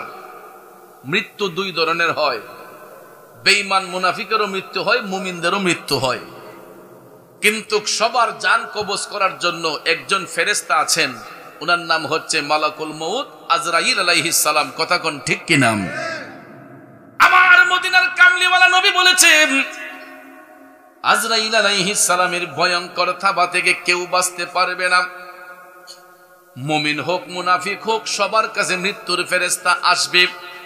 কিন্তু রাসূল বলেছেন মুনাফিক বেঈমান যারা, জাহান্নামী ব্যক্তি যারা, এরা যখন আজরাইল আলাইহিস সালামের পায়ের শব্দ শুনবে, পায়ের শব্দ শোনার সাথে সাথেই তাদের চোখ উল্টে যাবে। তাদের মধ্যে এমন একটা হতাশ শুরু হবে, তখন যদি পাশে স্বজনরা বসা থাকে, দেখবেন যখন সাকারাত শুরু হয়, সাকারাত কখন শুরু হয় জানেন? আজরাইল আলাইহিস সালামের ভয়ঙ্কর রূপটা যখন দেখায়, আজরাইলের পায়ের শব্দ শোনার সাথে সাথেই তখনই সাকারাত শুরু হয়। মানুষের মধ্যে একটা হাঁপানি রোগের মতো দেখবেন, একটা শ্বাসকষ্টের মতো, জবানটা খুলে আর বড় বড় শ্বাস নেয় আর সারে। কথা কোন ঠিক না? এমন সময় দেখবেন আমরা চতুর্পার্শ্বে বসে থাকি বেষ্টন দিয়া, আত্মীয় স্বজন যারা আছে সবাই চতুর্পাশে বৈশা চামিচ দিয়া মুখের মাঝে পানি ঢালি দেইনি। আব্বারে ওই সাকারাতকৃত ব্যক্তির মুখের মধ্যে কয় গ্লাস পানি ডালবেন, কয় জগ পানি দিবেন, কয়টা টিবলের পানি দিবেন, কয়টা পুকুরের পানি দিবেন? ওই মুহূর্তে যদি ওই ভদ্রলোকের মুখে 7 সমুদ্র 13 নদীর পানিও যদি ঢাইলা দেওয়া হয়, ওই ব্যক্তির তৃষ্ণা নিবারণ হবে না। চামিচটা হাতে নিয়ে পানি দেই, আব্বা চিনচেন নি আমি আপনার ভূত অমুক। ছোট ভাই খবর হইছা আমি অমুক, চিনচনি আমারে? ছোট মিয়া ডাক দিয়ে কয় বড় ভাই সাহেব আমি অমুক, চিনচেন নি আমারে? তখন ভাইয়ের আমার ওই মুহূর্তে আমরা যতই ডাকাডাকি করি, দৃষ্টি থাকা সত্ত্বেও ওই ব্যক্তি তখন কাউকে চিনে না। যার সাকারাত শুরু হয় ওই মুহূর্তে যদি আমরা চতুর্পাশে বসে 1000টা ডাকও দেই, আমারে চিনচেননি, চিনার টাইম নাই। কারণ ওই ব্যক্তি তখন তার নফসের তাড়নায় মৃত্যুর ফেরেশতার দিকে যখন তাকায়, তার মধ্যে একটা আতঙ্ক শুরু হয়ে যায়। তারপরে আজরাইল আলাইহিস সালাম পায়ের বৃদ্ধাঙ্গুল থেকে টিপতে টিপতে টিপতে দমটা যখন শ্বাসনালীর মধ্যে নিয়ে আসে রে আব্বা, তখন দেখবেন জবান দিয়া ঘের ঘের কইরা একটা শব্দ বের হয়। দম যাওয়ার আগে আপনারা যারা সাকারাতকৃত ব্যক্তির পাশে থাকেন দেখবেন গলা দিয়ে একটা গের গের শব্দ বের হয়। এটা কখন বের হয় জানেন? যখন আজরাইল আলাইহিস সালাম ভয়ঙ্কর থাবাটা মারে গো, অনেক মানুষ চোখটা বন্ধ করার সময় তখন পায় না, কারণ ওই সাকারাতকৃত ব্যক্তিটা তখন মৃত্যুর ফেরেশতার দিকে তাকাইয়া থাকে। বন্ধু দেখবেন মৃত্যুর ফেরেশতাকে দেখার সাথে সাথে ওই জাহান্নামী ব্যক্তির চেহারাটা বিদ্রুপের মতো হয়ে যায়। তার মধ্যে তখন এমন একটা আতঙ্ক শুরু হয়, অনেকে চোখটা বন্ধ করার টাইম পায় না, চোখটা বন্ধ করার সময় পায় না। এবং এই ভয়ঙ্কর থাবার কারণে দেখবেন আজরাইলের ভয়ঙ্কর থাবায় মৃত্যুটা যখন হয়, অনেক মানুষের পায়খানার রাস্তা দিয়ে পায়খানা বের হয়ে যায়, পেশাবের রাস্তা দিয়ে পেশাব বের হয়ে যায়। যারা মৃত ব্যক্তির লাশ ধৌত করে জিজ্ঞেস করে দেখবেন, কিছু কিছু মানুষ ইন্তেকালের পরে লাশ যখন ধৌত করানো হয় তখন অনেক মানুষের ময়লা রাস্তা দিয়া পায়খানার রাস্তা দিয়া ময়লা পাওয়া যায়। অনেক মানুষের লুঙ্গির মধ্যে পেশাবের দুর্গন্ধ পাওয়া যায়। এটা কেন জানেন? মৃত্যুর ফেরেশতা মালাকুল মউত যখন ভয়ঙ্কর থাবা দেয় তখন এই চিপে মানুষ ভয়ে আতঙ্কে অনেকের পেশাব পায়খানা বের হয়ে যায়, তখন চেহারাটা বিদ্রুপের মতো হয়ে যায়। বাবাজিরা আমার, ওই জাহান্নামী ব্যক্তিটাকে আমরা দুনিয়াবাসীরা যতই ভালো বলে কবরে পাঠাই, ওই খারাপ মানুষটাকে যত ভালো বলে আমরা কবরের মধ্যে পাঠাই, দাফন শেষ করার পরে 40 কদম দূরে যখন আসি, রাসূল বলতেছেন মুনকার নাকির ফেরেশতা হাজির হইয়া প্রশ্ন করবে কয়টা? এটা আমরা সবাই জানি। কয়টা? 3টা প্রশ্নের একটা প্রশ্নের উত্তর জাহান্নামীরা দিতে পারবে না। বাজানো, এই 3টা প্রশ্নের মধ্যে একটা প্রশ্ন হবে ওয়ামান হাজার রজুল, তোমার রাসূলকে, আমার নবীকে শরীর মুবারকে, জিন্দা নবী হায়াতুন নবীকে প্রত্যেকের আপন আপন কবরের মধ্যে পাঠানো হইব। ওই দুর্ভাগারা দুনিয়াতে যেমন নবীরে চিনছে না, কবরের মধ্যে যাওয়ার পরেও আমার নবীরে সশরীরে দেখার পরও নবী চিনবে না। না চিনার শাস্তি হলো এরা কবরের প্রথম ঘাটে আটকা পড়ে থাকবে। তখন ভাইয়ের আমার আরেক দল ফেরেশতা আমার আল্লাহ পাঠিয়ে দেয় এদেরকে আযাব প্রদানের জন্য। তখন তাদের দুই পাশের কবরের দুই পাশের মাটি আস্তে আস্তে চাপতে শুরু হয়। কি শুরু হয়? দুই পাশের মাটি চাপতে শুরু হয়। বুঝাইয়া কোন লাগবে? আমরা দেশে দেখবেন কিছু মোল্লার আছে, আইয়া কবরে সাপে কামড়াইব, কবরের আযাব কেমনে সইব রে। ইডে শুনল তো না, এরপরে মুসরা মারে কোন বন্ধু। মুমিনদের কবরে সাপ আসবে না, ইমানদারের কবরে সাপ আসবে না, ইমানদারদেরকে কবরের মধ্যে গুরজে মারবে না, ইমানদারদের কবর অন্ধকার হবে না। অন্ধকার হবে কাদের? যারা বেঈমান, মুনাফিক, জাহান্নামী, বেবিচারী, যারা মানুষের সঙ্গে প্রতারণা করছে, মানুষের হক নষ্ট করছে। আসেনি মিয়া? মানুষের দিলে আঘাত দিছে, মানুষের দিলে আঘাত যারা দেয় এরা কোনোদিন আল্লাহর কাছে দামি হয় না। কারণ মন ভাঙ্গে না মসজিদ ভাঙ্গে, ভাঙ্গে আমার আল্লাহর ঘর, ভাঙ্গে আমার আল্লাহর ঘর। মন মন্দিরে আল্লাহর বাড়ি, ব্যথা দিস না তার ভিতর। ঠিক না বেঠিক? আরে মন ভাঙ্গে না মসজিদ ভাঙ্গে, ভাঙ্গে আমার আল্লাহর ঘর, ভাঙ্গে আমার আল্লাহর ঘর। মন মন্দিরে আল্লাহর বাড়ি, ব্যথা দিস না তার ভিতর। বাজান, নামাজ কাজা করেন, রোজা কাজা করেন, খালেস নিয়তে তওবা করলে আল্লাহ মাফ করে দেয়।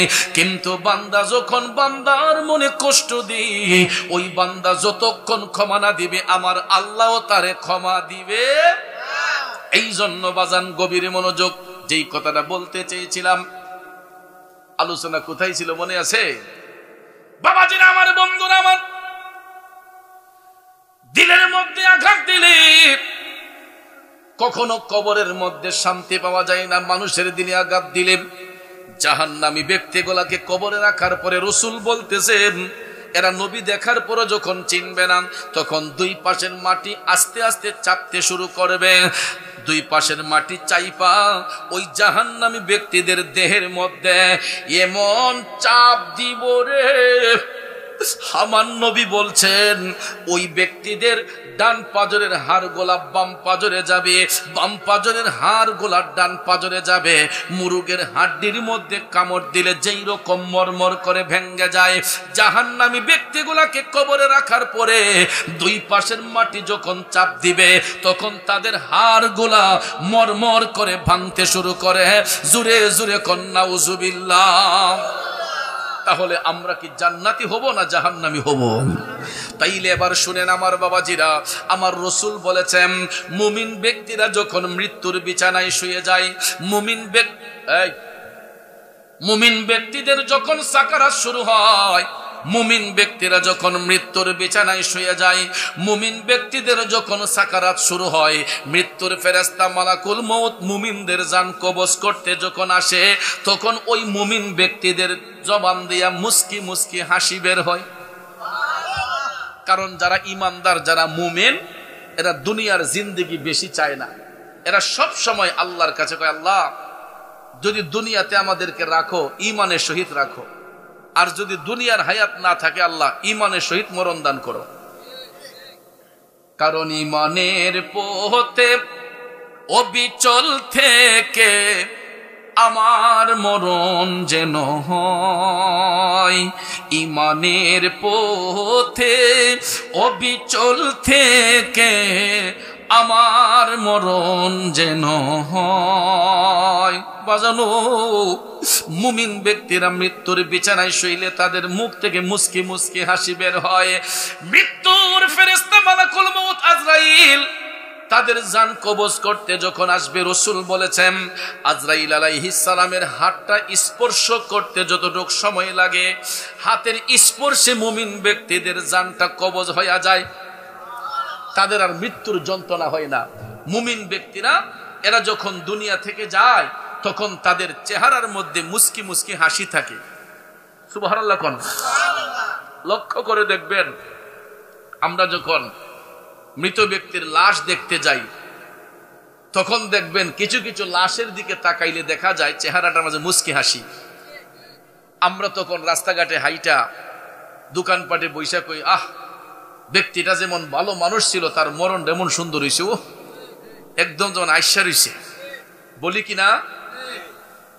এটা যদি আমরা মুখে মুখে বলি, আসলে এটা আমার রসুলের কথা। নবীজি বলেছেন মুমিন ব্যক্তি যারা ভালো মানুষ যারা, এরা যখন দুনিয়া থেকে মৃত্যুবরণ করে তখন তাদের মুখের মধ্যে মুস্কি মুস্কি হাসি থাকবে এবং তাদের চেহারাটা নূরান্বিত হয়ে যাবে। দেখবেন কোন কালো মানুষও যদি ভালো মানুষ হইয়া মারা যায়, ওই কালা বেড়ার চেহারাও দেখবেন ইন্তেকালের পরে যেমন চেহারাটা নূরান্বিত হয়ে গেছে। ঠিক না বাজান? কেন জানেন? কারণ আখিরাতের প্রথম ঘাটিটাই হইল কবর। আখিরাতের প্রথম ঘাটি হলো কবর। এই কবরের ঘাট যেই ব্যক্তি সহজে পার হবে, ওই ব্যক্তি প্রত্যেকটা ঘাট পার হতে আর সময় লাগবে না। মিজান বলেন, ফুলসিরাত বলেন, প্রত্যেকটা ঘাট ওই ব্যক্তির জন্য পরিষ্কার। আর কবরের ঘাটে যেই ব্যক্তি পরে থাকবে, এই ঘাটে যেই ব্যক্তি আটকা পড়বে, সে আর কোনো ঘাট পার হতে পারবে। তো মুমিন ব্যক্তিরা মুস্কি হাসি দিয়া যাওয়ার কারণ হলো কবরের মধ্যে নেওয়ার পরে তাদেরকে যখন প্রশ্ন করা হবে কয়টা? এই তিনটা প্রশ্নের মধ্যে একটা প্রশ্ন হলো আমার নবীকে নিয়া, ওয়ামান হাজার রুজুল, বলো তোমার রসুলকে চিনতে পারো কি? নবীজিকে সশরীরে কবরের মধ্যে হাজির করা হইব। মুমিন ব্যক্তিরা দুনিয়াতে যদি নবী নাও দেখে গো, কবরে যাইয়া যখন আমার দিনের নবীরে দেখবে, ওই মুমিন ব্যক্তিরা আনন্দে মাতোয়ারা হইয়া বলবে, হাজা মুহাম্মদুর রাসূলুল্লাহ সাল্লাল্লাহু আলাইহি ওয়াসাল্লাম। জোরে জোরে কন্যা সুবহানাল্লাহ। আরে নবী ছাড়া ওই কবরে নাই রে বান্ধব নাই, নবী ছাড়া ওই কবরে নাই রে বান্ধব নাই, হাসরেতে নবী ছাড়া নাই দরদি নাই, হাসরেতে নবী ছাড়া নাই দরদি নাই, নবী ছাড়া ওই কবরে নাই রে বান্ধব নাই, নবী ছাড়া ওই কবরে নাই রে বান্ধব নাই। কথা কোন ঠিক না বেঠে?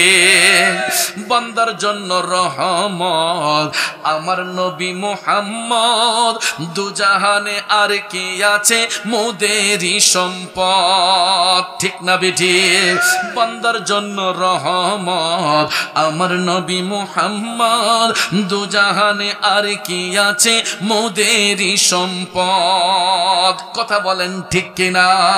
বন্ধুরা আমার, বাবাজিরা, পৃথিবীর মধ্য হতে নবীর গোলামি কইরা যদি কেউ কবরের মধ্যে যায় গো, কবরে যাইয়েই তো আমার নবী দেখবে। ঠিক না বেঠিক?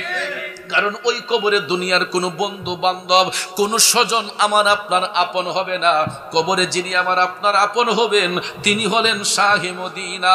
ওই নবী যখন দেখা মুমিনরা যখন বলবে হাজা মুহাম্মদুর রাসূলুল্লাহ সাল্লাল্লাহু আলাইহি ওয়াসাল্লাম, আমার নবীরে দেখার সাথে সাথে নবীর পরিচয় দেওয়ার সঙ্গে সঙ্গে গো আমার আল্লাহ আরেক দল ফেরেশতা কবরের মধ্যে নিয়োজিত করেন। আর রাসূল বলেছেন তখন ওই ফেরেশতারা আইসা মুমিন ব্যক্তির কবরটাকে 70 গজ প্রসারিত করে দিয়া নূরের একটা মহল বানাইয়া দেয়। নূর শব্দের অর্থই আলো। নূর শব্দের অর্থ কি? আলো। তখন মুমিন ব্যক্তিদের কবরটা আলোর একটা মহল হয়, নূরের একটা মহল হয়ে যায়। আর কিয়ামত অবধি পর্যন্ত, হাসরের ময়দান কায়েম হওয়ার আগ পর্যন্ত ওই মুমিন ব্যক্তিরা আপন আপন কবরের মধ্যে তারা জিন্দা অবস্থায় মওলার রেওয়াজত বন্দেগীতে মশগুল থাকবে। তাইলে বলুন আমরা ইমানদার হতে চাই কি চাই না? ইমানদারের পুরস্কার আল্লাহর দরবারে আছে না নাই? বাবাজিরা আমার, বন্ধুরা আমার, তাহলে আজকে অল্প দিনের জিন্দেগি পায়া আমরা দেখা যায় এদিক সেদিক চলাফেরা করি। আবার কিছু কিছু ছেলে আছে এই অল্প দিনের জিন্দেগি পায়া স্ত্রীর ধোঁকার মধ্যে পইরা মা বাবারে কষ্ট দেয়। আসেনি মিয়া? মারে জারি মারে, বাবারে জারি মারে, এমন বিয়াদব সন্তান আছে না? মা বাবাকে দুঃখ দিলে নামাজ রোজা যাই বিফলে, মার কলিজায় আঘাত দিলে খোদা সহে না, আল্লাহ নবীজির দয়া তারা পাবে না।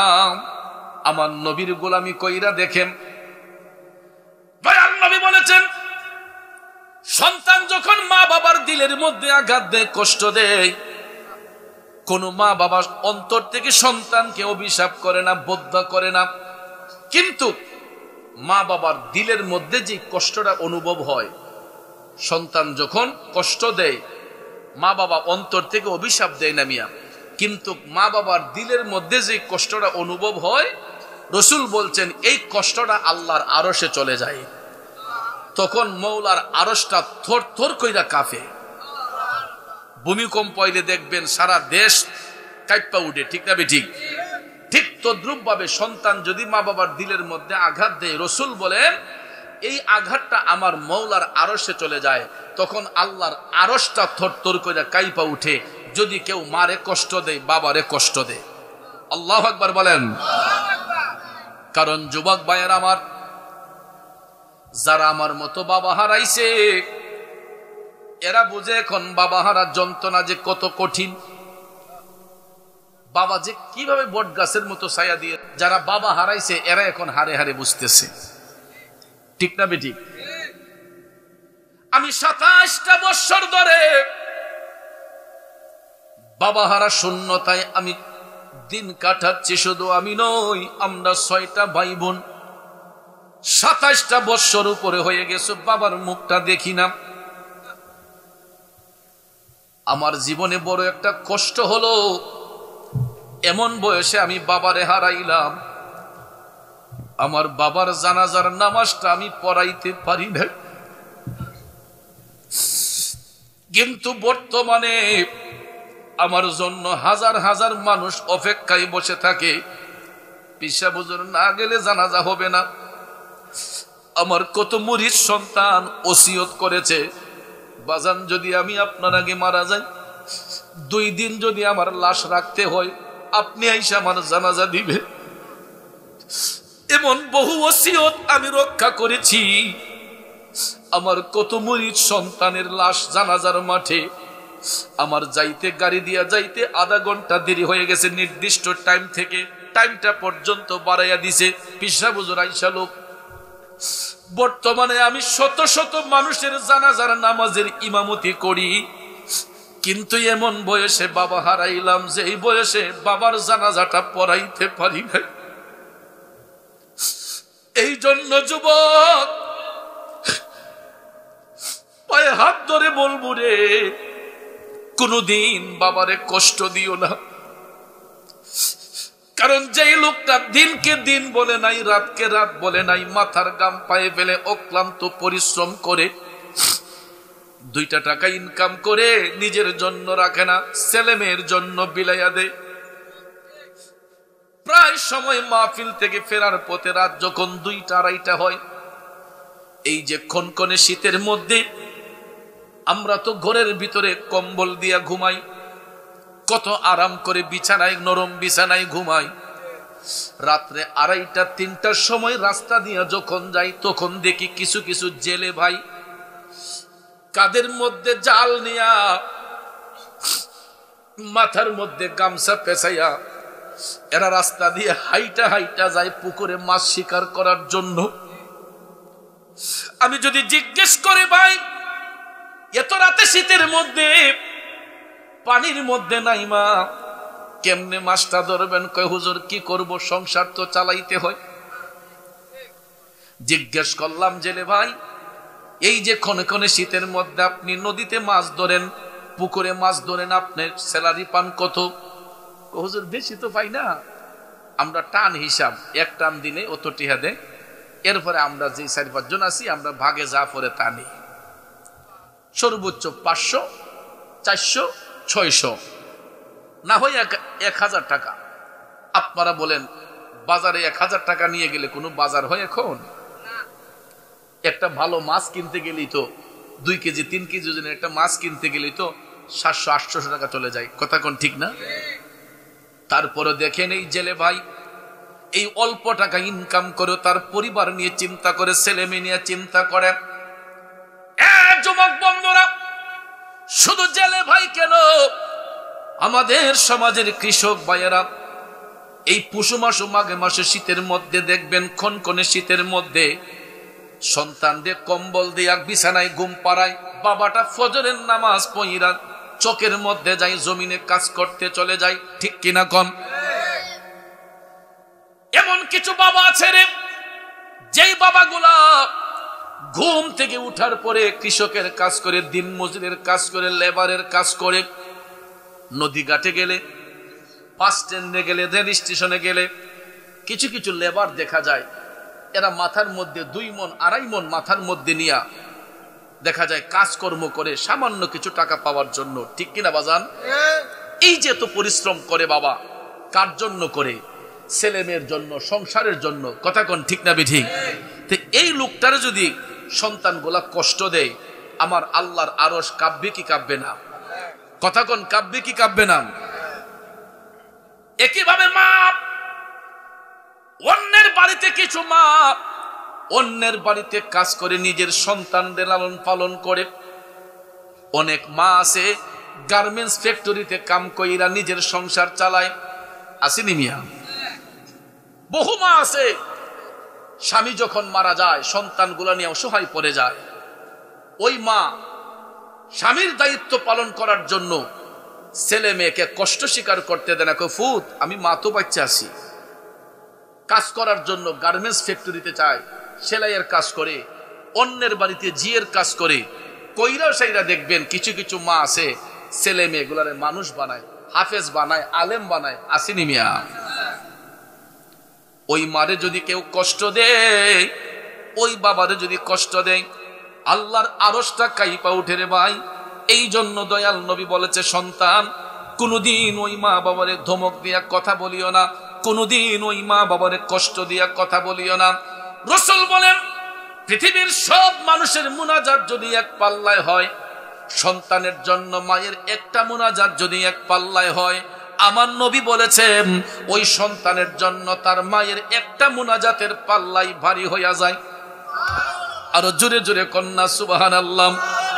এই জন্য কবি বলেছেন, মায়ের একদার দুধের দাম কাটিয়া গায়ের চাপ, একদার দুধের দাম মায়ের একদার দুধের দাম কাটিয়া গায়ের চাপ পাপস বানাইয়া ঋণের সুদ হবে না এমন দরদি ভবে কেউ হবে না আমার মা গো এমন দরদি ভবে কেউ হবে না আমার মা গো ঠিক কিনা কোন এই লোকটা কেমন লোক চিন্তা করেন গত কিছুদিন আগে ইউটিউবে না সরি ফেসবুকে আমি দেখলাম কোন এক জায়গায় আমি লোকেশনটা জানি না এক ছেলে তার মারে আঘাত করছে মারছে তো এলাকার গ্রাম্য বিচারে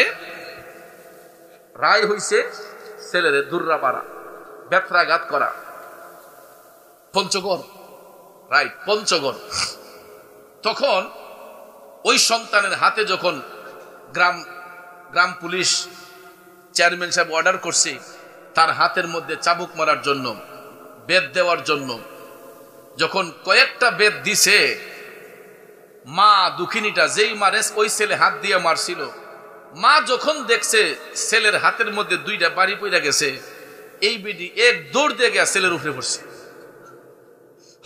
আমার ছেলে বুঝে নাই আমার ছেলে বুঝতে পারে নাই না বুঝে আমার ছেলে আমার সাথে অন্যায় করছে চেয়ারম্যান সাহেব আমার ছেলেরে আর মাইরেন না আমি মা হইয়া সহ্য করতে পারছি না যদি আঘাত করতে হয় আমারে আরো করেন আমার জাদুরে আর কষ্ট দিয়েন না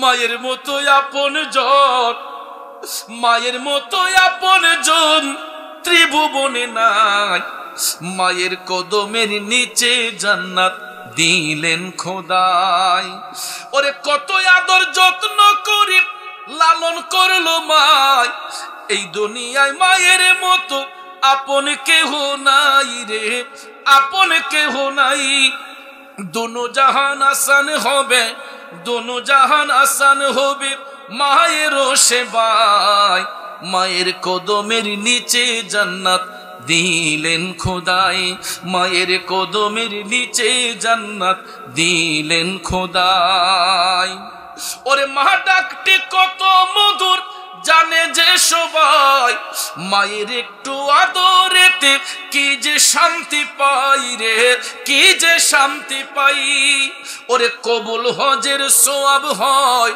কবুল হজের সওয়াব হয় দেখলে মায়ের চেহারায় মায়ের কদমের নিচে জান্নাত দিলেন খোদাই মানুষ রূপে সৃষ্টি করলো দয়াল খোদাই কত কষ্ট করলো মায়ে তার সীমানা নাই রে তার সীমানা নাই গায়ের চামড়া দিয়ে দেব মায়ের চামড়া দিয়ে দেব মায়ের পাপুষ বানাই মায়ের কদমের নিচে জান্নাত দিলেন খোদাই মায়ের কদমের নিচে জান্নাত দিলেন খোদাই ওরে কি জননী ছিলেন দেখো মা ফাতেমা মা বলে ডেকে দিলেন দয়াল খোদাই রে দয়াল খোদাই জান্নাতি সরদার যিনি জান্নাতি সরদার যিনি তার তুলনা নাই মায়ের কদমের নিচে জান্নাত দিলেন খোদাই মায়ের কদমের নিচে জান্নাত দিলেন খোদাই ঠিক কিনা বলুন যুবক ভাই পাগলামি কইরেন না মা বাবা ঘরে আছে তাদের তাজিম করেন সেবা করেন এ পোলাপান মা বাপ সন্তানের কাছে বেশি কিছু চাই না রে ভাই বাজার থেকে আসার সময় 50 টাকার পান সুপারি আইনা ঘরে আইসা মুখটা বইরে একটা ডাক দিয়ে আম্মা কই গো আম্মা কিতারে ফুট আম্মা তোমালে পান সুপারি আনছি এটার অ্যাডভাইসটা দেখেন কেমন হয় বাড়ির যত মাছাছি আছে দেখবেন ওই মা তখন আমার ফুতের মতো এমন ফুতুই নাই ফাঁসের করে পিঠ রেখো কিতা গোছ আছি আগো ফান শেষ হওয়ার আগে ফুলা ফান আইনা বইরা এ পোলা পান বাবা একটা কাশি দিছে বাবার শরীরটা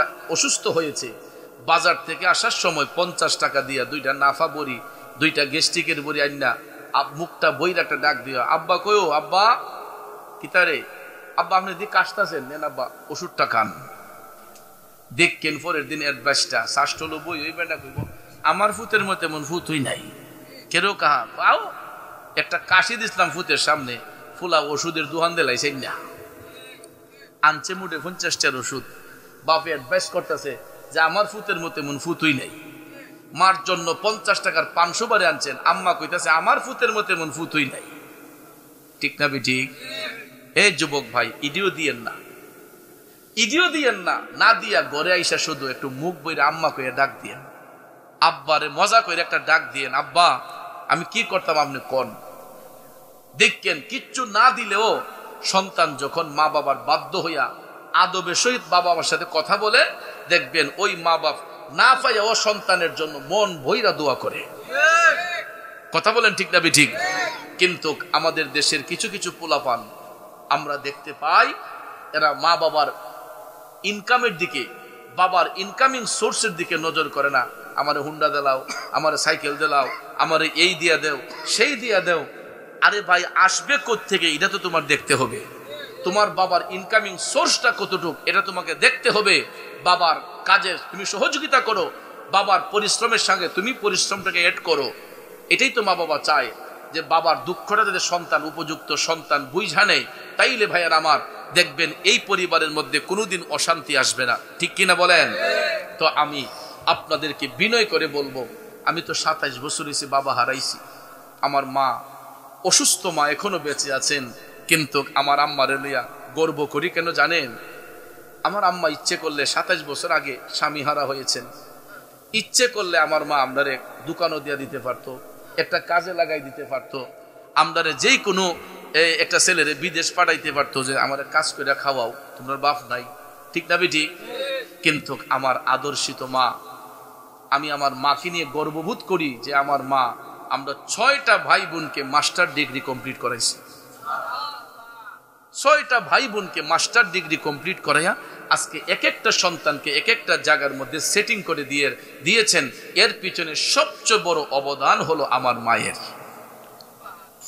এখনো আমি রাত 1টা 2টা 2:30টা হয়, মাহফিল থেকে ফিরতে 1টা 2টা 2:30টা হয়। প্রায় সময় দেখি আমার মোবাইলের মধ্যে রিংটোনের শব্দ শোনা যায়।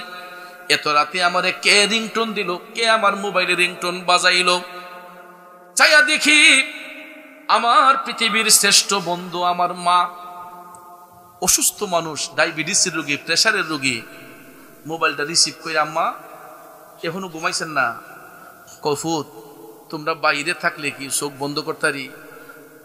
যতক্ষণ পর্যন্ত নিরাপদ জায়গায় না যাও এতক্ষণ পর্যন্ত কেন যেন মনটা ফুট ছটফট করে।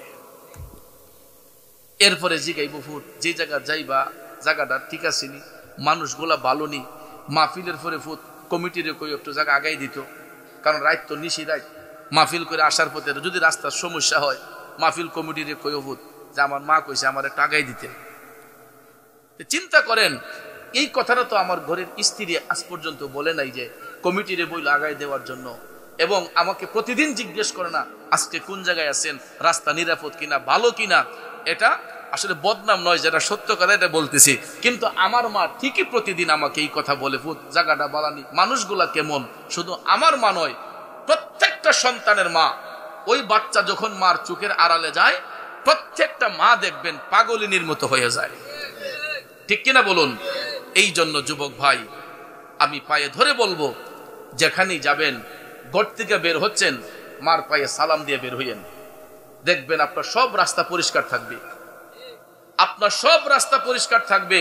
আপনার মা বাবার পায়ে সালাম দিয়ে ঘর থেকে বের হবেন, দেখবেন কোনো ঘাটে আটকা পড়বেন না। আবার কাজ শেষ করে মা বাবার পায়ে সালাম দিবেন ঘরে আইসা। এটা হলো আদব। আজকে এই আদব আমাদের পরিবার থেকে উঠে যাওয়ার কারণে অনেক ছেলে মেয়েরা বেয়াদব হয়ে যেতেছে। পাও দিরা সালাম করলে বলে শিরিক হয়ে যাবো গা, পিসা বুজুরে কদম বুসি করলে বলে বেদাত হয়ে জায়গা, শিরিক হয়ে জায়গা। এমন ফতোয়া এখন আমরা যে বাংলা মুফতিরা আছে, শাস্টল মুফতি, শাস্টল বইয়া বইয়া দেখবেন মুফতির অভাব নাই। এরা ফতোয়া দিলাইতেছে শাস্টল বইয়া, অথচ কদম বুসি সম্পর্কে প্রায় 23টা দলিল আমি বিভিন্ন কিতাবাদি থেকে রেফারেন্স সহকারে আমি জমা করে রেখেছি, যেই কোনো মুহূর্তে মোকাবেলা করা যাবে। কারণ কদম বুসি জায়েজ, এটা আদবের একটা উত্তম পন্থা হলো কদম বুসি। আমরা ছোটবেলা যখন স্কুলে পরীক্ষা দিতে যাইতাম, বাড়ির বড় চাচা, মাইজম চাচা, ছোট চাচা যারা যারা আছে, বড় চাচি, মাইজম চাচি, ছোট চাচি, সবাই রে গোসলটা করিয়া গিয়ে ওই কলমটা তুলিয়া যে কাকা কলমটা ফুদিয়া দেন। অথচ কাকা কিন্তু বিশ্বাবও না, আলেমও না, মৌলবীও না, মুরব্বী, আমার শ্রদ্ধাভাজন, আমার মুরব্বী, আমার বাপের ভাই। এই জন্য চাচার কাছ থেকে দোয়া লইতাম, চাচা মাথা ডাতে দেন, বড় চাচি রেখেতাম, চাচি মাথা ডাতে দেন। পরীক্ষার হলে যাইতেছি, সবাই রে কদম বুসি কইরা মুরব্বীদের দোয়া লইয়া পরীক্ষার হলে গেছি। কথা কোন ঠিক না ঠিক? রেজাল্টটা পাইলে বাড়িতে আইসা ছোট বড় যারা আছে সবাই রে সালাম দিছি, বড়দেরকে কদম বুসি করছি, আমি এই রেজাল্ট করছি, সেই রেজাল্ট করছি। আর ওহনের ফুলাপান পরীক্ষার হলে যাইবার সবাই বাপেরও জিজ্ঞাসা জানা না, মিশা কইলাম? তো এই আদবটা আমাদের থেকে উঠে যাওয়ার কারণে অনেক পরিবারে অশান্তি সৃষ্টি হয়েছে। এই বাতিল ফেরকাদের কথায় আমরা আমাদের ঈমান আকীদাকে নষ্ট করে ফেলতেছি। এই জন্য আমি আপনাদেরকে বিনয় করে বলবো, সব সময় কদম বুসির আদব এটা জারি রাখবেন। মা বাবাকে, বড় ভাইকে, উস্তাদকে, মুরব্বীদেরকে পায়ে ধরে সালাম, কদম বুসি এটা চালু রাখবেন। তাইলে এই ছেলে মেয়ে কোনোদিন বিয়াদব হবে না, এই ছেলে মেয়ের দ্বারা কোনোদিন সমাজে কলঙ্ক আসবে না। আল্লাহ যেন সহি বুঝদান করে, সবাই আমিন করুন। তো বাজান, আমি যে আয়াতে পাক দিয়ে আলোচনা শুরু করেছিলাম, সূরা আল মায়েদার 9 নম্বর আয়াত দিয়ে আল্লাহ পাক বলেন, ওয়াদাল্লাহুল্লাযীনা আমানু ওয়া আমিলুস সলিহাতি লাহুম মাগফিরাতু ওয়া আজরুন আযীম। আল্লাহ তাআলা বলছেন যে আমি প্রতিজ্ঞাবদ্ধ, যারা ঈমান এনেছে, ভালো কাজ করেছে, এদের জন্য আমি ক্ষমা এবং পুরস্কার রাখছি।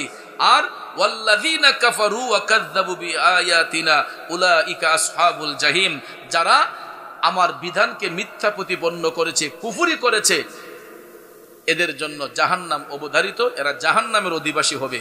তা কাজেই আমরা যাতে জান্নাতীদের অন্তর্ভুক্ত হতে পারি, জাহান্নামের আগুন থেকে যেন বাঁচতে পারি, সেই তৌফিক যেন আল্লাহ পাক আমি সহ আমাদের সবাইকে দান করে। সবাই বলি আমিন।